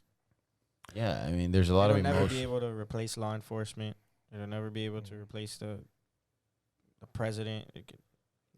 And there's a lot of ways I don't think it'll be. I'm definitely not saying that AI is going to replace every human job out there and what we do. Not at all. But it's definitely going to put a ginormous dent in it, because I'm not saying, you know, what you're saying is right or wrong as far as there's always going to be a doctor to see you or something. But what I can see is, you know, these scanners. Yeah. Scanners can scan us for almost everything. Now, there's no one scanner that can do it all, but there's scanners that can scan your bone density. Just go into your, subcutaneous levels. Go all the way into your organs without even acknowledging your bones. These are all different scanners, MRI machines, scanners that you go into the airport with. I feel like at some point there's going to be the same way there's face recognition on these cameras when you go into the airports or for security reasons, you know, internationally. That same thing is going to apply depending on where you're going. If you're going to go to a hospital in the super future, walking through those doors, boom, something's going to be able to detect something. Yeah, it's just a matter of time before you have a little chip inserted into your thing where you walk into a hospital and it already knows. And it knows your medical records. Fucking true. Like, there's no more asking, hey, when was your last checkup? You know, all of that will be like, what are your medications? I don't see why it's so hard to believe that, as much as it's movie-listic as it is, because it is. It's very movie and scary. I mean, I'm sure it's... it's the same thing with self-driving cars. That shit is scary. Look at the Teslas. Yeah. Have you ever been in it while it does that? It's the creepiest, weirdest thing in the world. I know. Fucking Joe was talking about it. Sounds pretty crazy. One of my friends and it literally drives itself. Really? Literally drives itself. Like, so I leave my house. Like, so I'm thinking you can do it if you're on the highway. Okay, I'm gonna go to Tallahassee. It'll take me there, right? But if I'm here and it says, "Hey, take me to UFC gym," it'll take me. Yeah. Yeah. It'll obey the lights. It'll. And another thing, it'll obey the speed limit. It won't go past speed limit. I saw a video on YouTube. It'll see something way before you do. There's a video of it. Some guy's in a Tesla and he's driving, and it lets off a sound, knowing that something's coming up to give you. Maybe you can step the brake before it can. Wow. Process the brake first. Wow. And it's pigs in the middle of a highway, and it's like pitch black, and it's the middle of like a country road, and you see the noise come off, and then you see the Tesla just slam on the brakes, and you see the pigs just pop out of nowhere, and it's something that the Tesla will That's see crazy. first before you see it. Wow. Yeah, it's crazy. I mean, I like to think of the positive ways of technology and how it's helping us in so many different ways. I hate to go on the far end, go to the edge and say, oh, well, at some point it's going to turn around and fucking become Terminator and it's going to want to wipe us all out because it realizes that the human race is full of diseases and this and that, and then whatever those movies say. Yeah.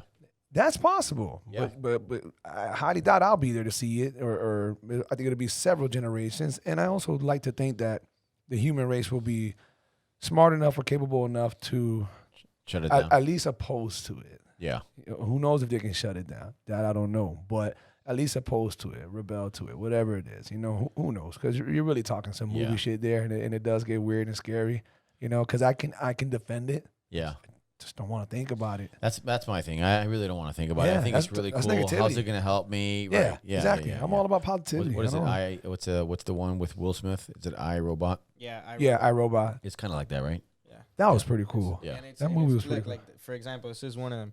Like it sees the crash happen before it happens. He takes off, and there's no way of this lady seeing that this is gonna happen. And the Tesla Oh literally my stops God. itself. That is. Wow. Is that a Tesla right there? The lady in the front? The lady in the front is a Tesla. Jesus. That is unbelievable. The Tesla fucking had a bird's eye view and saw. Yeah, because That is badass. It has sensors throughout the whole This car. is all Elon, dude. So people listening who can't see this, we're watching a video where some guy at an intersection, a four-way intersection, he basically took the red. There's a Tesla who's waiting to go first. Once the light turns green, the Tesla starts moving just like every other car does. And on the opposite side, the car that was taking off first gets hit by the incoming person who crossed the red light. And the Tesla who would have got hit stopped on its own.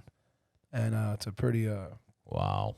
phenomenal video. And not That's only does crazy. it do that, but people don't understand that it is the fastest sedan. I know. Now that's that I crazy. heard. I heard so much about the speed, how fast. 2.9 seconds, 0 to 60. You So- understand that this car is faster than Lamborghinis, Yeah.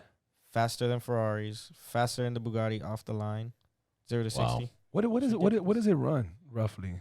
What do you mean? Like The 85? Tesla. 85,000? I don't know. Nah, that's it'll it? hit. Yeah, it'll hit. Really? It all depends. If you're getting the P90, which is that one there, I've looked so much. I'm a big car fanatic. I'm you know this. I'm really big into cars. The Nice. P90, it's cool because it has 3 different modes, and the mode that goes the fastest, which is the one where it's called insane mode.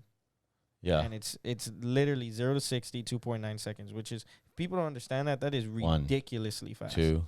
You're there. Is that- God, that's crazy. Ridiculously fast. So going back to Wes's question, how much does it cost? Like what, 85,000? It'll hit the hundreds. You really? And the I would newer imagine one- it should be in the the newer hundreds. the newer ones are the little sedan that Yeah. everybody's driving is about 80, 70 grand. They're reasonable cars, man. Yeah. They actually are for everything. Sounds completely worth it if you can afford it. I'll tell you that. Yeah. And people don't understand. There's so many. But Charging, they're not doing trucks though, are so they? many. Yeah, they're doing freight now.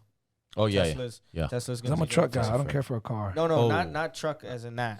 They Like have an SUV, but they don't have. They have freight as an 18-wheelers. 18-wheelers. Whoa, Yeah. for the boys on the road. Yep. Wow. Now you see what I mean? Now, that's huge. Now watch how They- that takes over. They came out with that. Watch how first. that takes over. Yeah. Yeah. They came out with that, and then Uber started doing Uber freight. Yeah. It's Uber's another monster company. So I love reading about like all like the innovation that all these I love companies it are too. doing. And when Tesla in the stock, I don't know if you do day trading or if anybody here does day No. trading No. or stock. What are they at? Like 250 right now? They jump every day. Every Yeah, day they're really? jumping. Every day. I tried fucking with that stock shit. That shit drove me. Oh, I nuts. don't do it. I Fuck just, that. I mean, Just I don't. buy and You gotta be connected the whole time. Yeah, Oh, but don't. I don't know how No, CP3 I is don't- always. I don't do it. I just like to stay educated on. Oh, yeah, of course, everything awesome. I can. Yeah. Yeah. And literally jumps up every day. You're gonna, Tony, you're gonna be the most educated MD PDS, right? MDPD. MDPD. I would like to think so. Why the S? I don't know. Sheriff? I don't know. I don't know. There, I don't know why I said that. there's a lot of. I actually had an incident. I still have the video from my Ring camera. I had an incident with a police officer where he pulled me over at 2:00 in the morning in front of my house while I pulled into my You driveway. told me about this. Yeah. Pulled into my driveway. My car is very loud. I have a loud car. I have a Dodge Daytona. It's a loud car. I could be going 40 miles an hour and you can hear me down the road. Yeah. It's just a loud car. And I pull into my driveway, and he pulls up behind me, but he has the spotlight on me, so I can't see anything. Yeah. Like, I get out of my, you see me get in my car, and I'm like this. I can't tell it's a cop. And I'm already a little sketchy. It's 2:00 in the morning. I'm not fearing for my life. Yeah. I'm in front of my house, and I can't see anything. And then I see a spotlight move, and then I see him come in front of me. He goes, "Let me see your license and registration."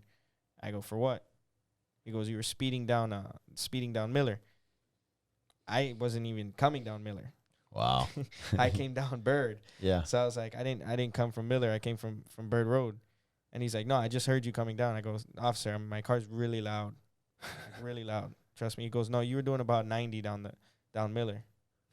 And I look at him and I laugh. I go, "No." You got the wrong guy. Did you tell him, do you know who I am? Yeah. No, and then he sees, he looks at me and he looks to the right, and there's a squad car in front of my house because my dad's police car. Yeah. He goes, "Whose police car is that? Is that yours?" I go, "It could be, it could not be."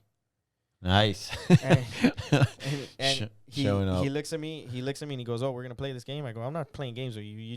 You're saying that you heard me and saw me doing 90 when we came from two different directions. And when I go back on my camera, you see him coming this way into my house and me coming this way into my house. So we came from two different directions." Yeah, nice. So and he looks at me and he's like, "All right, have a good day." I was like, "You too, dickhead." Because I was just, I don't know. I regret calling that. Yeah. But like, don't. Yeah. How are you gonna stop somebody in front of their house and have no facts behind anything? Yeah. He was having a rough night. had Some people he could have just been So pissed that he's working at 2:00 in the morning. Yeah, He's like, The learning lesson, I can't see you as this guy, but just don't be that guy. yeah, no, I 100% won't be You know, that person. yeah. Like, I strive not to be those cops. Like, Yeah. one thing I'm the reason why I'm being a police officer, and the reason why, and I tell everybody this, is it's the worst moment in history to be a police officer. Yeah. With everything going on Mhm. politically, religiously, and just that whole movement, everything, Black Lives Matter, to the gender, to Yeah. everything, to pro-Trump, to anti-Trump. It's the worst moment in history Yeah. to be in law It's a enforcement. hard job. It is.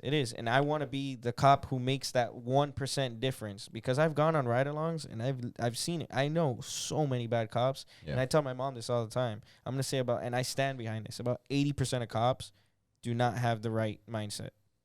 And they have ill will towards It's a every big person. number, bro. Yeah. And You I better stand remember, behind it. man. This shit's gonna get heard and viewed, and you're gonna be working for and them. I'll stand behind it because I've met some very, very good cops. I have my uncle's a cop, my aunt's a cop.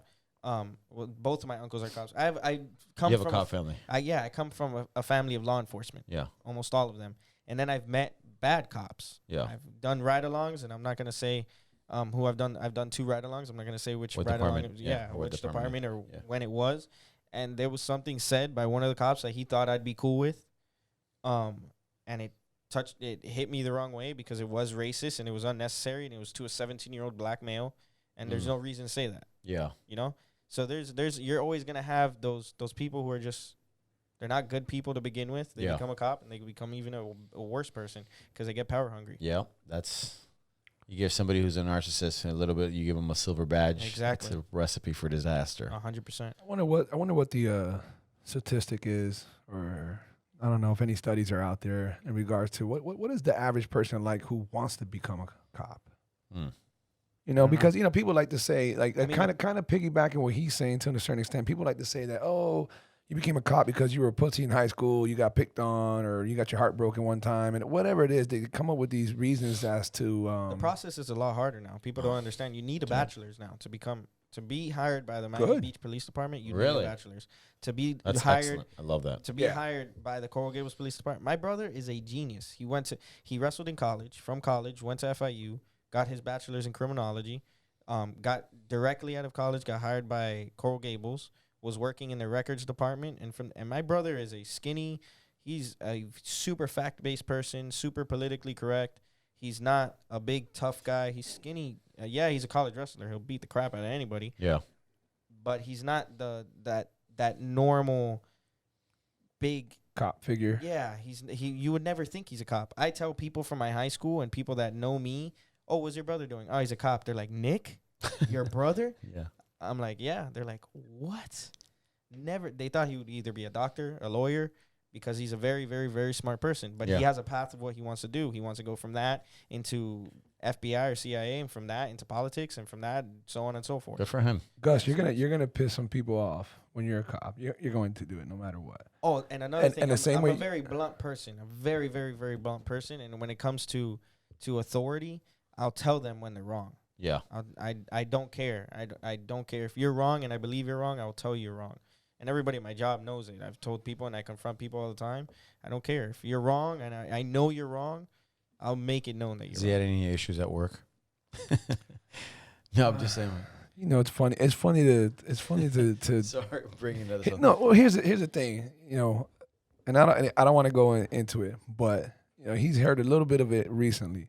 I'm still learning Gus. You know, he's already a super close, you know, friend of mine, like a little brother, but I'm still learning him, you know, and I call him out at times too, but I try to hold back on those, okay? Because I used to do it a lot. And he'll tell you, I used to do it a lot. And then I told myself, chill out, and let's let this man develop on his own, because a couple things. One, I don't know how much of an impact I really have on him, okay? He might say, yeah, man, you this, you that. In my honest opinion, you know, he'll wipe his ass with most of it because he thinks he's smart enough. He thinks he knows enough. Now, he knows it all, not that. I'm not insulting him. I think that he has that typical 23, 24-year-old mindset, especially as he's a little bit smarter. He's a little bit more mature. He does have the law enforcement in his family. By the way, you fuckers are saying cops for That's two true. people who were coming down on me earlier about not saying law That's enforcement, dickheads.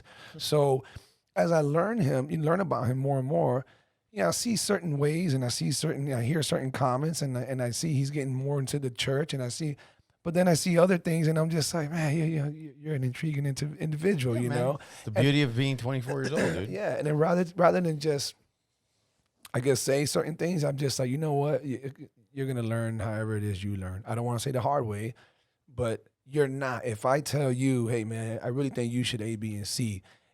Even if it's great advice, it's not that he's shitting on me. I just think that he thinks he knows enough.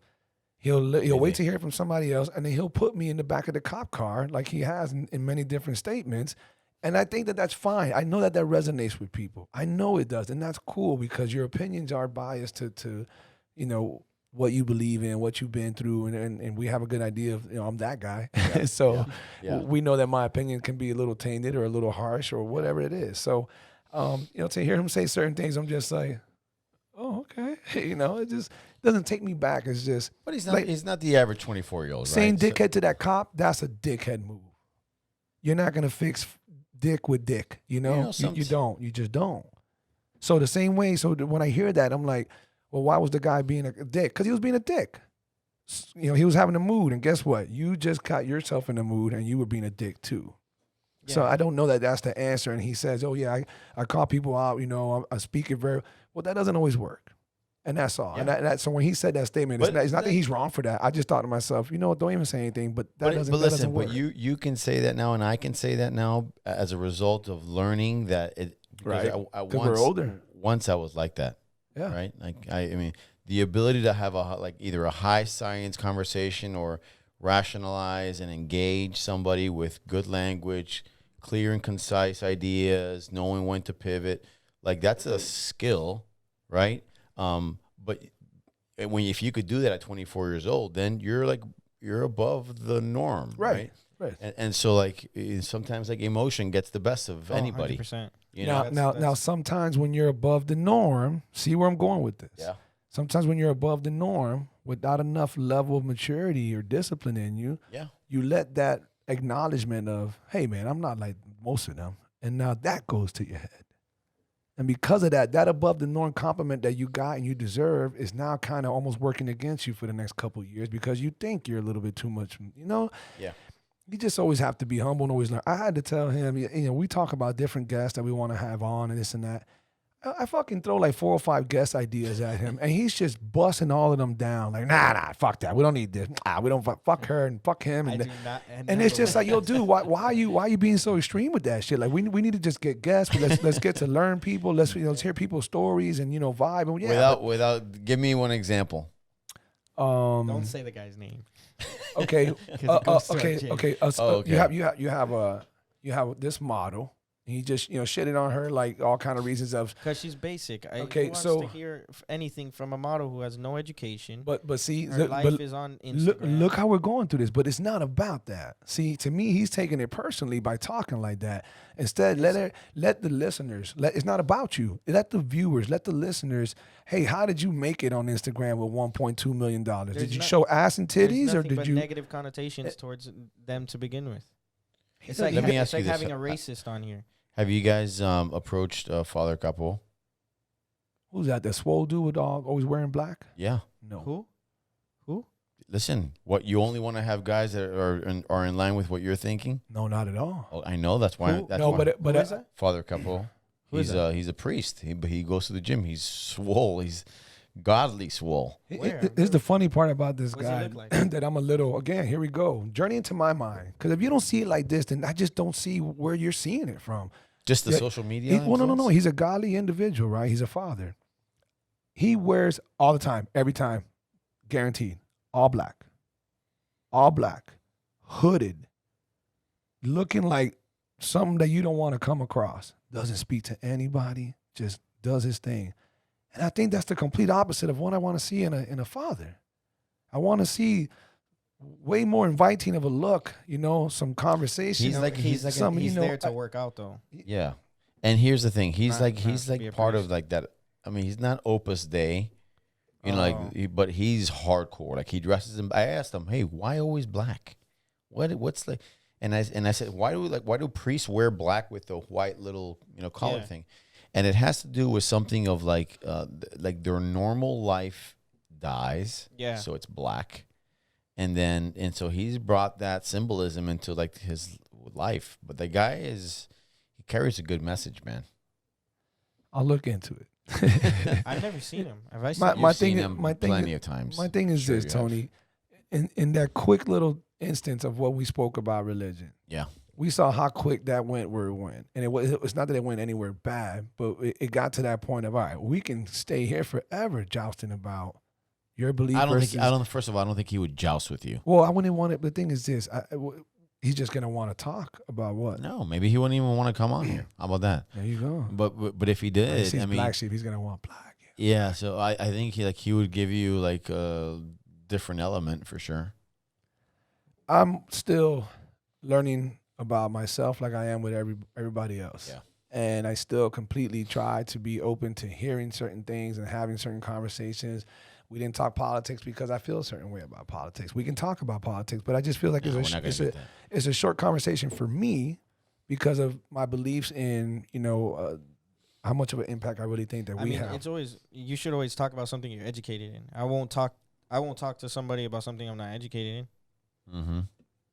I mean, if I don't feel I'm educated enough to talk about politics, there's people that could talk about it because their majors are political science, and then there's people that try to talk about it that all they do is go to the gym and they look at videos on Instagram and they think that they have a opinion. So for this podcast to do what it's supposed to do, and for it to flow the way it should flow, and how podcasts should, unless you have a podcast that's more like a debate, you want to vibe. I want to learn. I want to vibe. I want to figure out where you're coming from. Something about you entices me, and I want to learn, and I hope my viewers want to learn. Some people won't care to learn. Others wait for the fighters. Some want the scientists. Some want who knows, the models. But I'm always learning, and I want to learn, and I want to vibe. If we're gonna go through an exchange of differences, I'd rather not have to put that on camera. We don't have to do that. And that's not something I'm trying to entertain my future followers, my followers, listeners.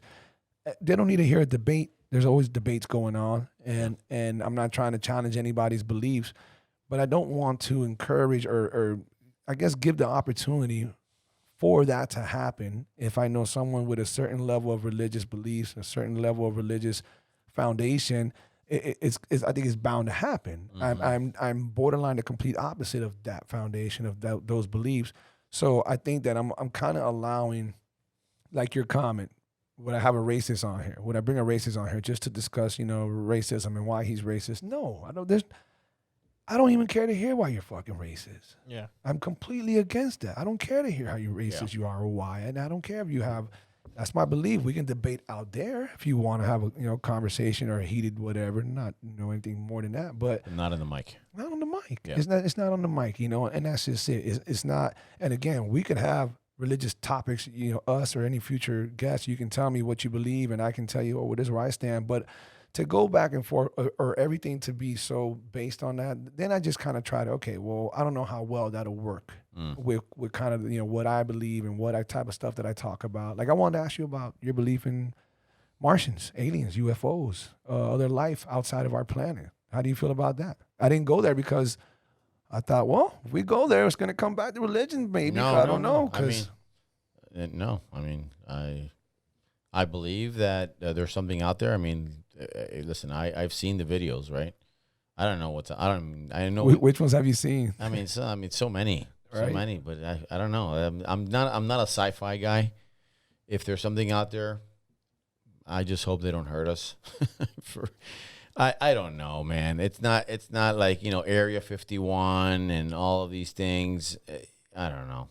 Yeah, I'm sure there's something. There has to be something out there. You feel like it just, it does not call your attention like that. You have no control of it. Yeah. It's completely out of your power. You don't think it's going to really affect you like that. So don't put any energy into it. I don't know enough about it to have a normal conversation about it. Like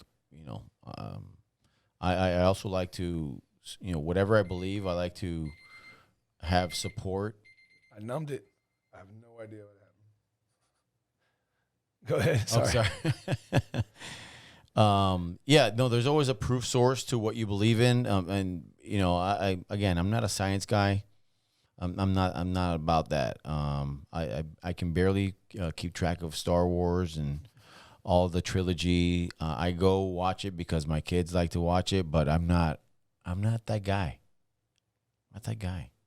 What's up, crazy world? You got to be a little loose upstairs if you're following us. But if you're not following us, what the hell are you waiting for? Listen, go ahead, stop what you're doing, pause. You can come right back to this. I want you to subscribe, go to YouTube. I want you to go to iTunes. I want you to go to SoundCloud. I want you to just find any platform that we're on. Follow, listen, show your love and support. Thank you very much. Appreciate you.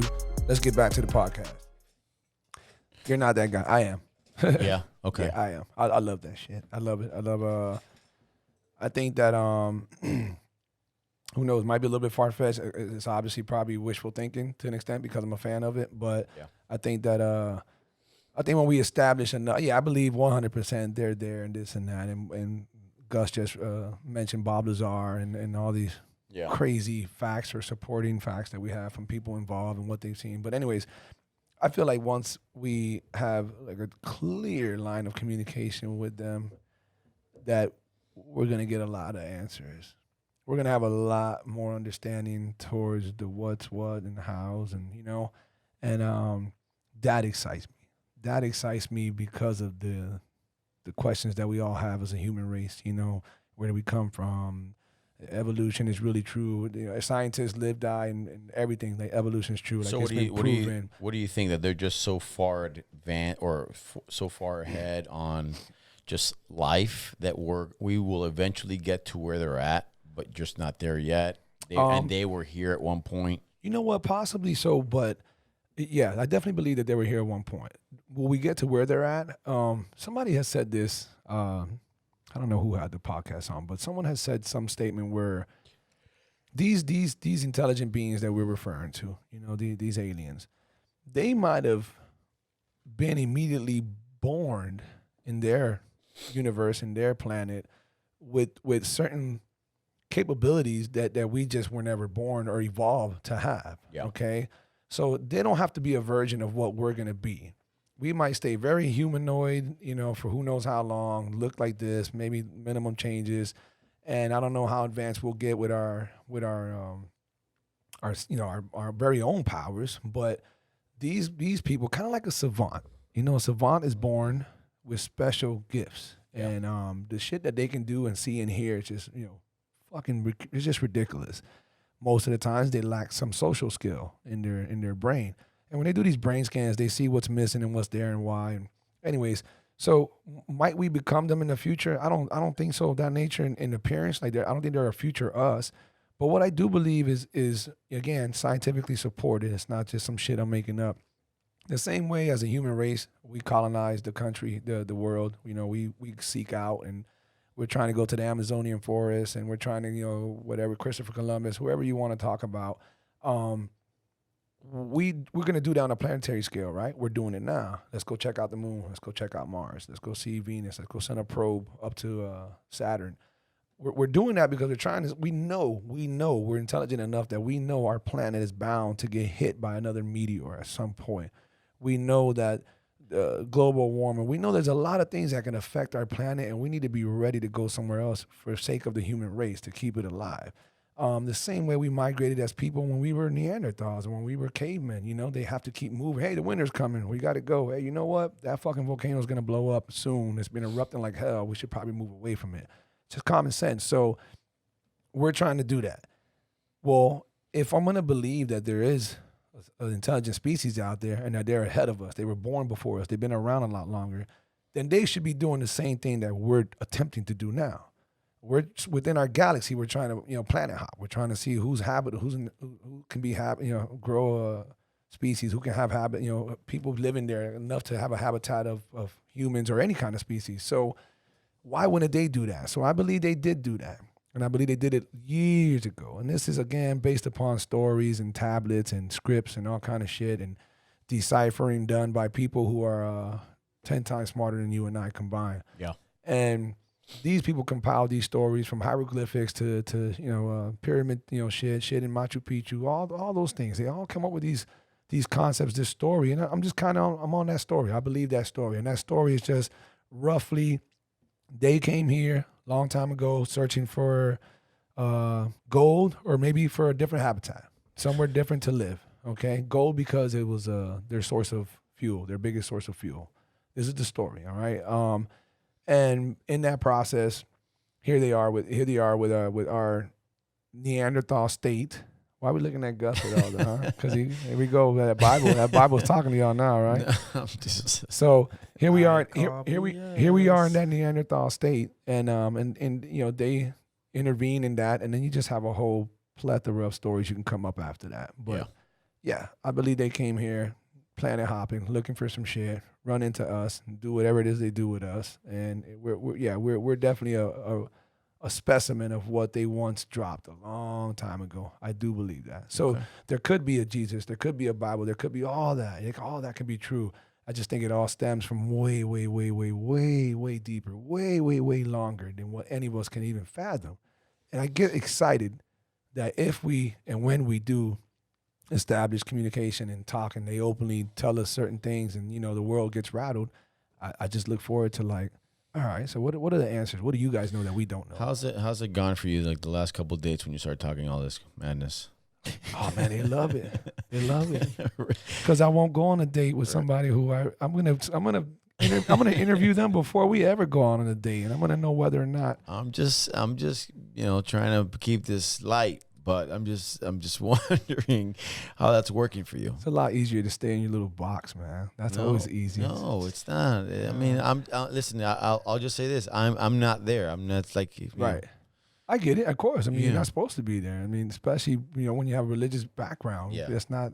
It's yeah. Who the hell gets into Martians anyway? There's a very fucking nerdy few of us. You know. Yeah. It's a small group. Growing up, did you like Star Trek and all that stuff? I mean, it was all right. I wasn't into it like that. No, that wasn't like my thing. Like I was some Star Trek techie. I can't even say the names of all the actors in there or whatever. I don't know. Now that we have this platform, you know, you talked about like when you made your mistake. I never even heard about your mistake. My accident? Yeah, your accident. I say accident because it was an actual automobile accident. Oh. When I was 18. I was 18. This was April 1996 when I was 18, about to turn 19. Okay. Yeah, I had a get together at my house, and basically I had this chick who, in order for her to come, her parents were out of town. In order for her to come, I had to go pick her up and bring her to her. And I was telling her, well, look, I'm hosting, so I'm gonna be here for a while, and I'm gonna have a few drinks and this and that. So I gotta sober up, I gotta eat. So you're not going home till 4:00 in the morning. If you're okay with that, I'll pick you up. So she was like, yeah, cool, let's do it. And I was kind of like talking to her at the time, whatever. So fast forward, eventually we had an argument and so on and so forth. And she at the party. Yeah, she came up with some I need to go home. Just some excuse, whatever.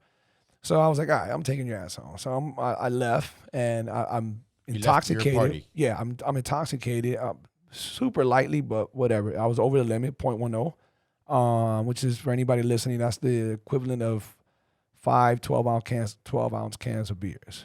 Okay, every can of beers I think is 0.02. Okay. If I'm not mistaken. Okay. So I was at 0.10 on the down, is what they said, on the come down. And so I dropped her off, and on the way back, I don't know if you know the neighborhood good, Eureka Drive, 184. I was coming eastbound on Eureka Drive. Eastbound. And right there in front of the heart of Perrine, back in the days. Some bum was crossing the street. He was pushing a cart. Homeless guy was pushing a cart full of cans. And I could not make out. Now, my vision was horrendous. I was too cool for summer school, bro. I never wanted glasses. I thought I was the cool guy. I didn't want to have that nerdy look. And my vision was always really bad. I always got clowned on. And I was astigmatic in both eyes, really bad in my left. Yeah. And then the vision itself, I think, was 70-40, and I forgot what the other one was. But anyways, the dude was in the middle of the street in a median. He was in a painted median, not a cemented median. And half of his body was in the median, but the cart was like pushing out of the median. And it's super late. It's like almost, I think it was 2:30. No, it was like 2:30, 2:15. And anyhow, as I'm looking at the dude, but I don't know it's a dude. I just see something blurry because of my vision. My hand was here on the wheel, and it's like my hand wouldn't let me focus because it was right there, kind of like in the line of of my vision.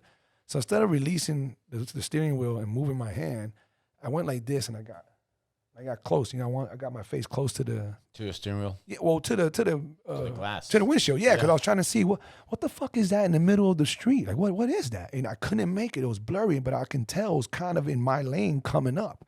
So as I moved my hand and I started looking really close, I start veering to my left very slowly. Well, seems slowly, and as I'm kind of almost making a figure, I can't tell it's a human being. I'm just starting to see a little bit of details of what the object is. I see headlights coming to my left. I'm about to go completely into the other lane. Wow. I slowly drifted to the other lane.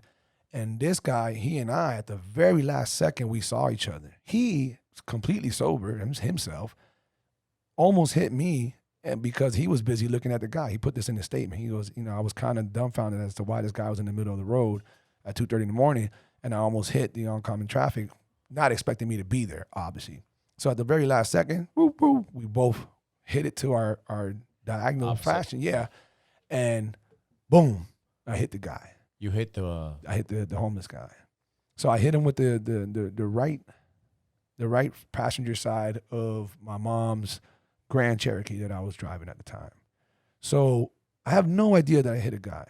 But what I did hear was the hit of the cans, of the shopping cart and the cans jumping around everywhere. So after I hit him, I immediately didn't stop, but I completely slowed down. I didn't hit brakes. I just started slowing down. And I started coming up on a red light right away, which was, I was maybe 30 yards away from a red light. So I was immediately slowing down no matter what after that. And I'm looking behind me. The guy's body had landed towards the side of the curb by the sidewalk. I didn't see that, obviously. Remember, I'm in the middle now.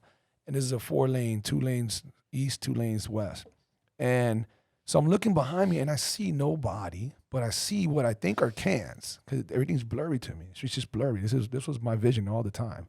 So everything's blurry, but I'm hearing cans. I'm hearing tick, tick, tick, tick, tick, tick. And I look to my right, and I see or to my left, and I see the recycling bin. There was a recycling bin there, Marlin Road recycling bin. It's been there for years, still there. And I'm like, fuck, I must have hit a cart full of cans. Somebody left a cart full of cans. This was very common back in the days. The hood was bad back then. Yeah. And so I'm starting to think that I hit a cart full of cans. I see nobody. I see no one. It must have been a cart full of cans. I can't even see the cart. I just see blinking thingies all over the street. So the light turns green, and I'm like, fuck, let me keep going for now. I'm not sure what the hell's happening. So I turn around, I keep going past the light, and my adrenaline just started dropping, and I'm just like panicking. I'm like, bro, what did I just hit? Tell me that was a cart and not a guy. I don't see no guy. And when I went to turn around again, I put my arm on the center console or whatever. I forgot how I did it, but I cut myself. And I look down and there's glass all over the passenger seat. And then I look at the windshield. You know, granted, I'm like flipping out here. So I didn't even realize that my windshield was slightly concaved in at the edge of it. At the edge of it, it had like a, you can say it was a human print. Mm-hmm. You know, you can say, well, you can see where the head probably hit and where the shoulder hit. You can see how it hit. And at that point, I started panicking. I'm like, that looks like a human hit that windshield. And I turned around. Some guy turned around. The guy who almost hit me, he came up, pulled up beside me, and he asked, hey, do you know what you just did? And I rolled my window down, and I said, did I hit a cart full of cans? He said, no, you hit a guy pushing a cart full of cans. And I said, well, back up. Let me turn around. But I was nowhere far at all. I was like 6 houses down. I was moving like 10 miles an hour, just freaking out. So I came back around, and at that point, when I saw like 4 cars parked at a distance with their headlights on what was the body, now I see where he's at. He's all the way up against the sidewalk. So, I went over there, and the guy had already passed. There was no coming back from that, unfortunately. Wow. So that was that incident. So I didn't go to jail that night, though I should have. I should have gone to jail. I didn't. And they took me to the hospital. They took my blood, and then they released me to my dad. And then I had to turn myself in. They said they were going to get the results, and then, they'll contact me. I can turn myself in. So I turned myself in after they contacted me. Just went to jail for like a day, got out, went back and forth with court for about a year or so. And then I got my sentence. I took a plea bargain. All this is while I was in college, and I was enrolled in that course. When I told him what I did, that's why he told me what he said. He said, look, you'll be lucky if you don't go to prison. So, but you are going to get convicted. So you can't have nothing to do with law enforcement. So, and he was right. And I did go to prison. So wow. I went, they gave me a 6-year plea bargain. I took it. As crazy as that sounds, But at the time, some poor cop had just lost his life on the highway, a highway patrol guy, while doing a check, pulling somebody over and just checking them. And they caught it on camera that some drunk guy swerved into the cop and hit the cop live on camera. So it was a very bad time for me to have that accident. It doesn't matter. I took somebody's life. Does not matter if the guy was homeless or anything, whatever. And no matter what, there's no debate that alcohol was in my system and it had to have some kind of effect on me. I know that I'm okay with knowing that it was my vision. It was my horrible vision. Here's the fucked up part, and I hate admitting this, but there was 4 clear other times that I almost hit somebody because of my vision. Twice my mom was in the car and she had to tell me, oh yeah, you don't see that fuck? Oh my God. Hi, mijo, you got to get glasses. No, that's fucking it. Please tell me that you either had LASIK surgery. Okay, good. Because I don't have glasses. Yeah. I got LASIK surgery after I got out of prison. I wore glasses and through when I went into prison. Then I didn't have glasses while in prison. Then were you locked up in Miami or somewhere outside? No, I went to Brevard Correctional Institution, which was just short of Orlando, okay. like 30 minutes west of Orlando. Okay. Up there in Cocoa, Florida, Sharps, Florida. So I was there for the majority of my time. I did 4.5 years over there, and then I did my last year in Homestead in Miami, deep down in Miami, Dade City Institution. Dade, I think that's what it's called. That's where I did my last. I ended up doing 5 years and 1 month, 3 days, and a good morning. And here you are, bro. Here I am. That's right. Good for you. It was the tougher times was getting out inside, as tough as it was inside, because I got sent to a delinquent camp. I didn't go to adult camp. I wish I would have went to adult prison. I went to fucking shitty ass. Oh people. my God, every gangbanger. Look, I pat myself on the back. I do. You know how hard it is. You can only imagine how hard it is to tell 1,000 other gang members that you're gonna be one of the like 80 other inmates left in the whole entire compound that refuses to join a gang. So you can imagine. And tell that to the Latin Kings right away when you're walking in there. Mm-hmm. And for the first week, no, bro, I'm not joining no gang, especially Latin Kings. And there was a lot of beef after that. Yeah. So, but I went in fucking thinking I'm going to die in prison. I did. I really did. That's what's fucked up about, the movies, what they do to you, how you think about that. It's like people who don't want to dive in the ocean and go spearfishing or go snorkeling because they think shark, Gus, you heard this story before? Not to this extent. Well, yeah, cool. So I mean, not cool, but it's. I I knew that I there don't was. think nobody else has heard that on the podcast. I don't think Oh, I've ever wow. said that to the details on the podcast. I've never How heard do, how the do you feel? details. It's kind of liberating, isn't it? I've never had an issue talking about it. Nor do I have an issue talking about anything. Okay. Let me just make that clear. It doesn't Yeah. matter what the topic is. Yeah. My worst topic is talking about my mom. Like, what if she died? That's my worst topic. Yeah. Anything else I can talk about. It's And amazing how you don't blame anybody but yourself. Yeah, man. That's man, I mean, well, you know what? And there's no blame here at all. But my dad was home, and he let me drive because he took my word, and he knew I gave him my word. You know, I didn't drink and drive back then. I didn't. You know, I was responsible. Might I have a light buzz? I guess you can say, obviously, that's irresponsible. Yeah. Yes. But was I ever drinking and driving? No, that wasn't our style. Hey, I told you how my parents, raised us, why we always had Gettys at our house so Yeah. they can make sure that didn't happen. yeah. Never did any one of our friends ever have arrests, DUIs, any of that nature. You know, we tried not to be like that. So, but that night, when I was walking out, I was super pissed off at this girl. She basically just dictates me. Let's just keep that real clear. And I'm walking out. What's up with her? How's she doing? She never, you know what? She never even reached out saying, Nothing, "Hey." man. Really? Nothing. Cold-hearted bitch. Wow. Yeah. Wow. Yeah. I won't even drop her name. I'll just leave that out there. Do you still know if you can get into contact with her? Yeah, I know I can. For sure. Oh, she reached out to me when I got out and all that. And it took her forever. And she just sent me like some small, I think she sent me one letter when I was in prison. Just saying something like, she never once tried to take anything of any blame. Let's make that part clear too. She didn't say, I'm sorry, I feel like, never. It was just, hey, that's a bad situation to be in, blah, blah, blah. How old blah, were you? blah. 18. Yeah, 18. So, but anyhow, my dad, he stopped me and he's like, oh, yeah, where you going? I said, oh, shit. What's up, Pop? When did you get here? No, I just got here like 20 minutes ago. Oh, okay. No, I'm just going to go drop this chick off real quick. And he goes, espérate. He says, hold on. He starts talking to me in Spanish. He goes, your face looks a little, I don't know if you're pissed, aggravated, or you're a little drunk. What is it? I go, no. I'm definitely not drunk, Pop. I just fucking played basketball. He goes, no, that's why I'm confused. All your friends were telling me that you had took a shower and you went into the room with the girl. So I was going to leave you alone because that's what happened. I played basketball against two of my friends. They're short. I'm tall. And they're like, we can beat you 2-on-1. I'm like, let's do it. Yeah. So we did 2-on-1. And man, Pape, I was just pure sweaty nonsense, just nasty going against these guys. Lost my buzz, everything. I went inside. I grabbed a quick, some finger food we had on top, one beer. I took a shower. The girl says, hey, come on, let's go chill in the room. Oh, okay, let's go chill in the room. That's where I was at. So there was no, he believed me when I told him what I told him. And I'll never put any blame on him. And I know there's people out there who they'll hear this and they'll say, yeah, the right thing to do as a parent was to not let him go out. And you can say that all you want. Here we go with the difference of opinion thing, Yeah. But he took my response for what it was, and I meant everything I told him. And he said, son, I love you to death. You know that, you and I have a special bond. I'm not going to question you or go about this in the wrong way. Are you giving me your word?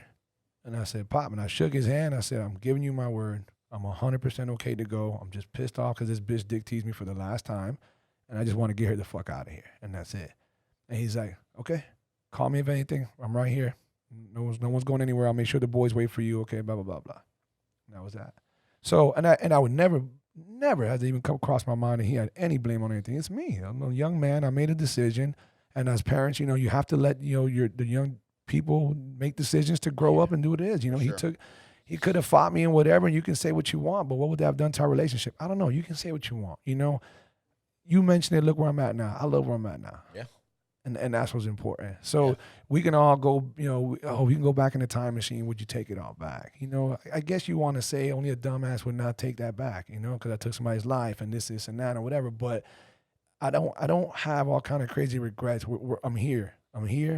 I went through what I've been through. I love who I am. I love where I'm going. I know there's a lot more to it. There's so many more chapters to write. That is a big part of my life. That has played the biggest role in my life. Would you take it back just a mere fact of not putting your mom through that? Oh man, of course I would take it back for so many reasons. Especially because of my mom. Especially because that lady went through. My dad didn't. My dad was.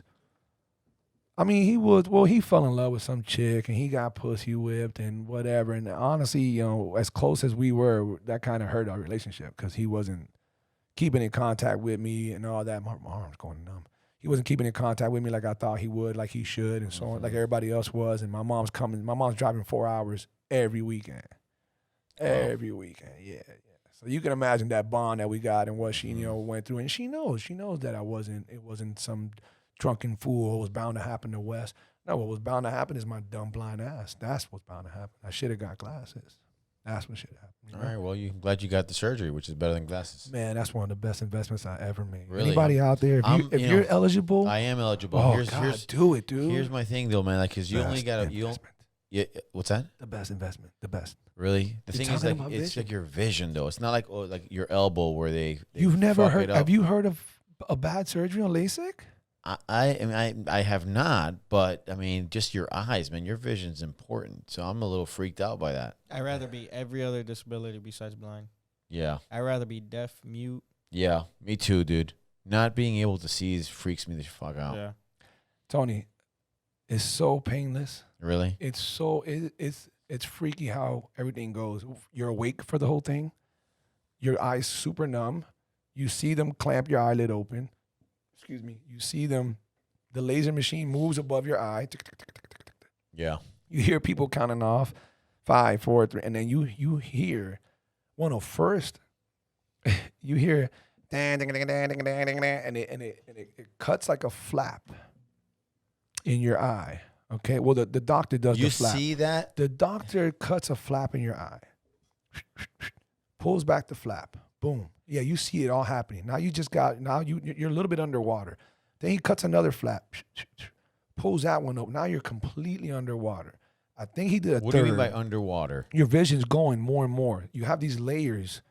It's going like better or Worse. He's Okay. opening it up. He's opening these upper. I don't know. I'm not an optometrist or whatever, a specialist, ophthalmologist, eye yeah. specialist.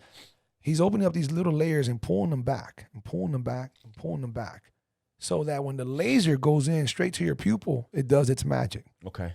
So he pulled them all back. You're seeing everything. Now it's just super blurry, and then you can see this machine because of the red light. Yeah. And then you hear, and you smell your eye being burnt. You smell it. You literally smell the eye being burnt.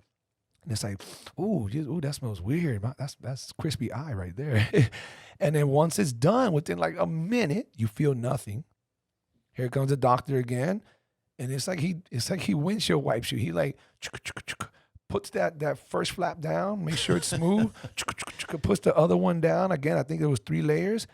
You already can see already good, but your eye's too sensitive, so they immediately patch you up, and boom. Okay, You do one at a time, right? No, did 2 right there. Did 2. And so you leave with both of those flaps in your eyes? No, you leave with your eyes. You put super dark glasses on that they give you. You had patches on. You had like eye patches on for like maybe 10 minutes, 12 minutes, where you're just sitting there with eye patch. But then they take it off and they put the glasses on, and then you have the glasses. You're supposed to have the glasses on for the rest of the day, but you're supposed to go home and sleep for 3 hours, unless you're gonna sleep for the rest of the night. But you should sleep for 3 or more hours. Okay. And when you wake up, ta-da, 2020. Really? That's it. God, that sounds really appealing. That's it, bro. It Wow. was. I'm telling you, man. It was I've always said it. 2 of the best decisions I ever made in my life: quit smoking cigarettes while in prison, by the way, and getting LASIK surgery.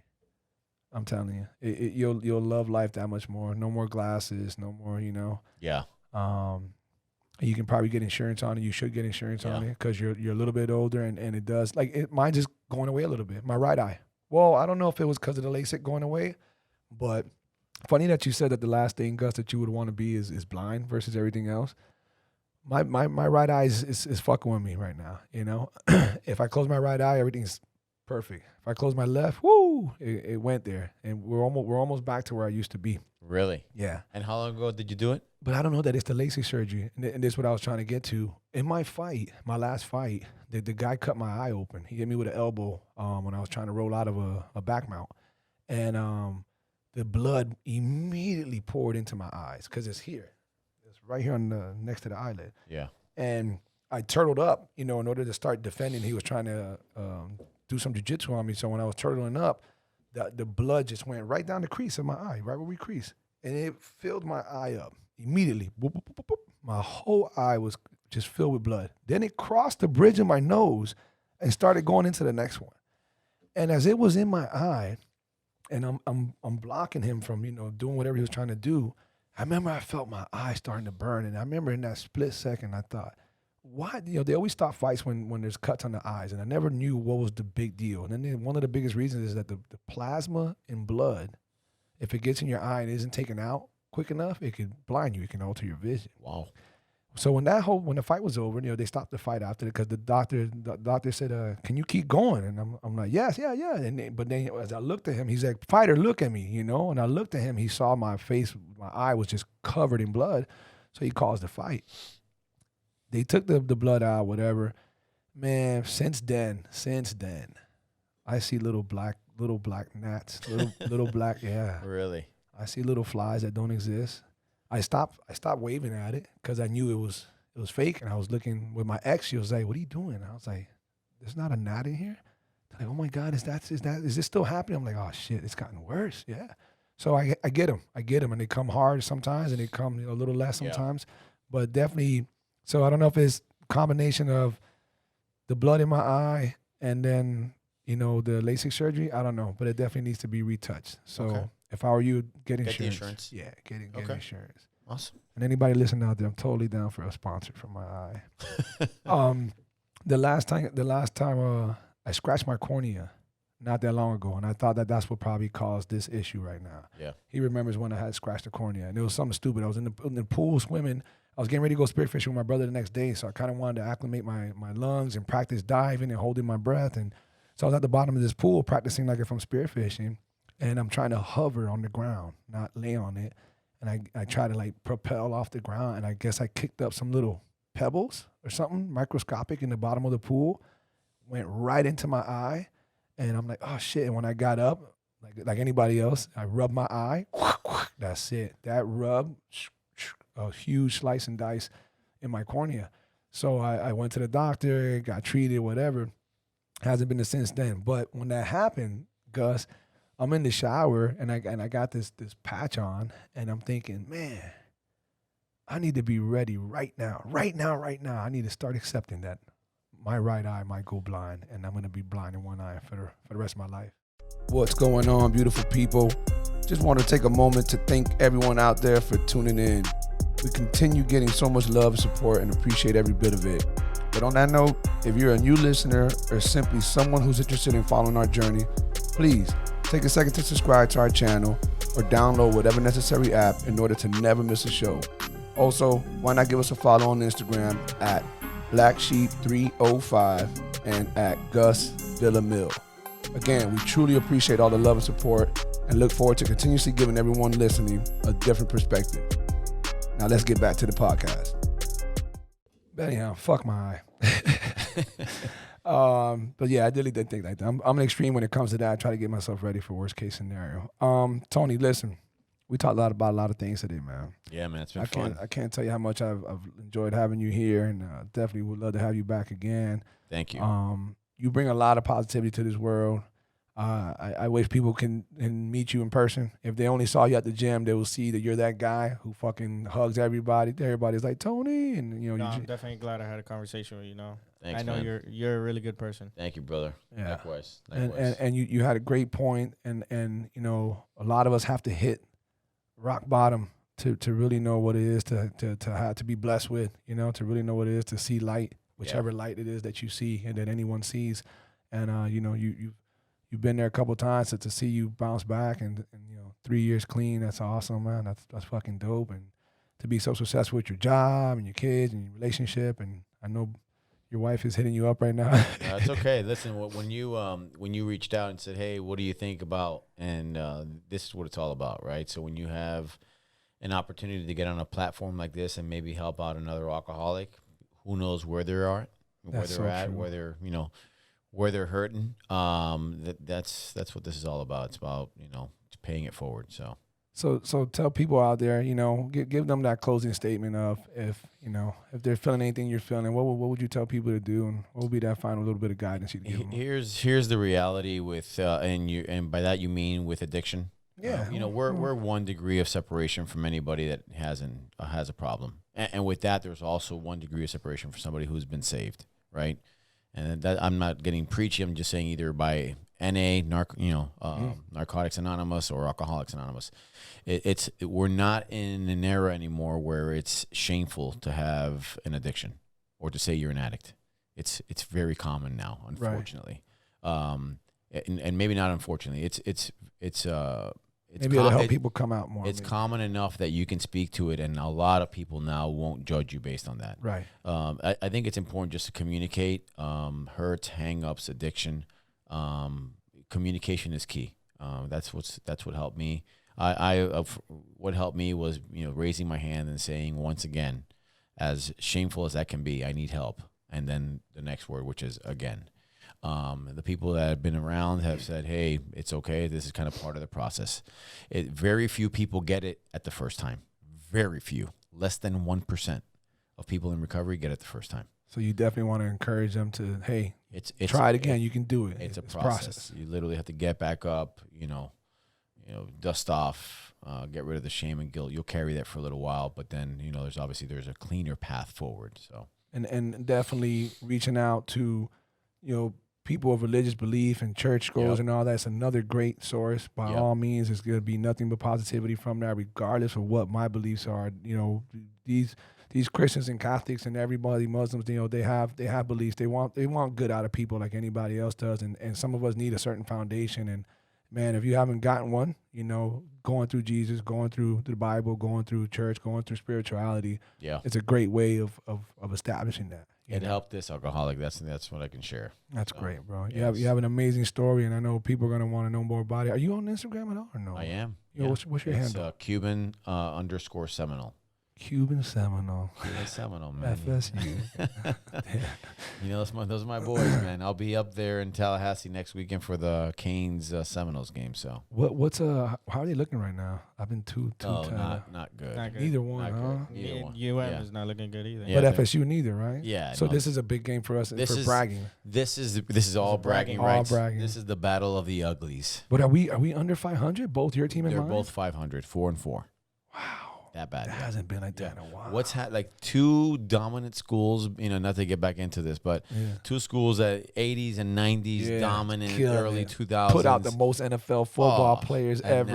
And now they're the laughing stock of college football league. Yes. And that's horrible for Miami. What a horrible way to end this podcast. But that's horrible for Florida because you have FSU and UM doing shit. And you got Dolphins. That's the absolute worst team in the entire NFL. Fuck. Yeah. Is your brother still working with them? Are we gonna watch them? Yeah. We attended this year, but this may be the bad year to do it. Fuck we may want to go just to see what just to kind of laugh a little bit and approach the game with a little bit of Next week is a Jets game, no? Isn't it next week? Tomorrow is Steelers Dolphins Monday night. But then I think this week coming up we have the Jets. I'm not sure. It's the 12th. Oh, the following week. Yeah. The following week. Okay. Yeah. So. But thanks for having me, dude. Really appreciate it. My brother, nothing but love for you. And you're one of the few people that I mean it 100%, man. I love you. And you mean a lot to me, bro. And it's great to have you on board. I'm glad we did this. And, thank you. 100% agree. Guys, if you're out there following and listening, make sure you give him a follow on Instagram at Cuban_Seminole. Don't forget about Gus Villamy, GUSVILL. AMIL. And follow me at Black Sheep 305. We appreciate everybody out there for showing your love and support. Tune in for the next one. Love, peace, and hair grease.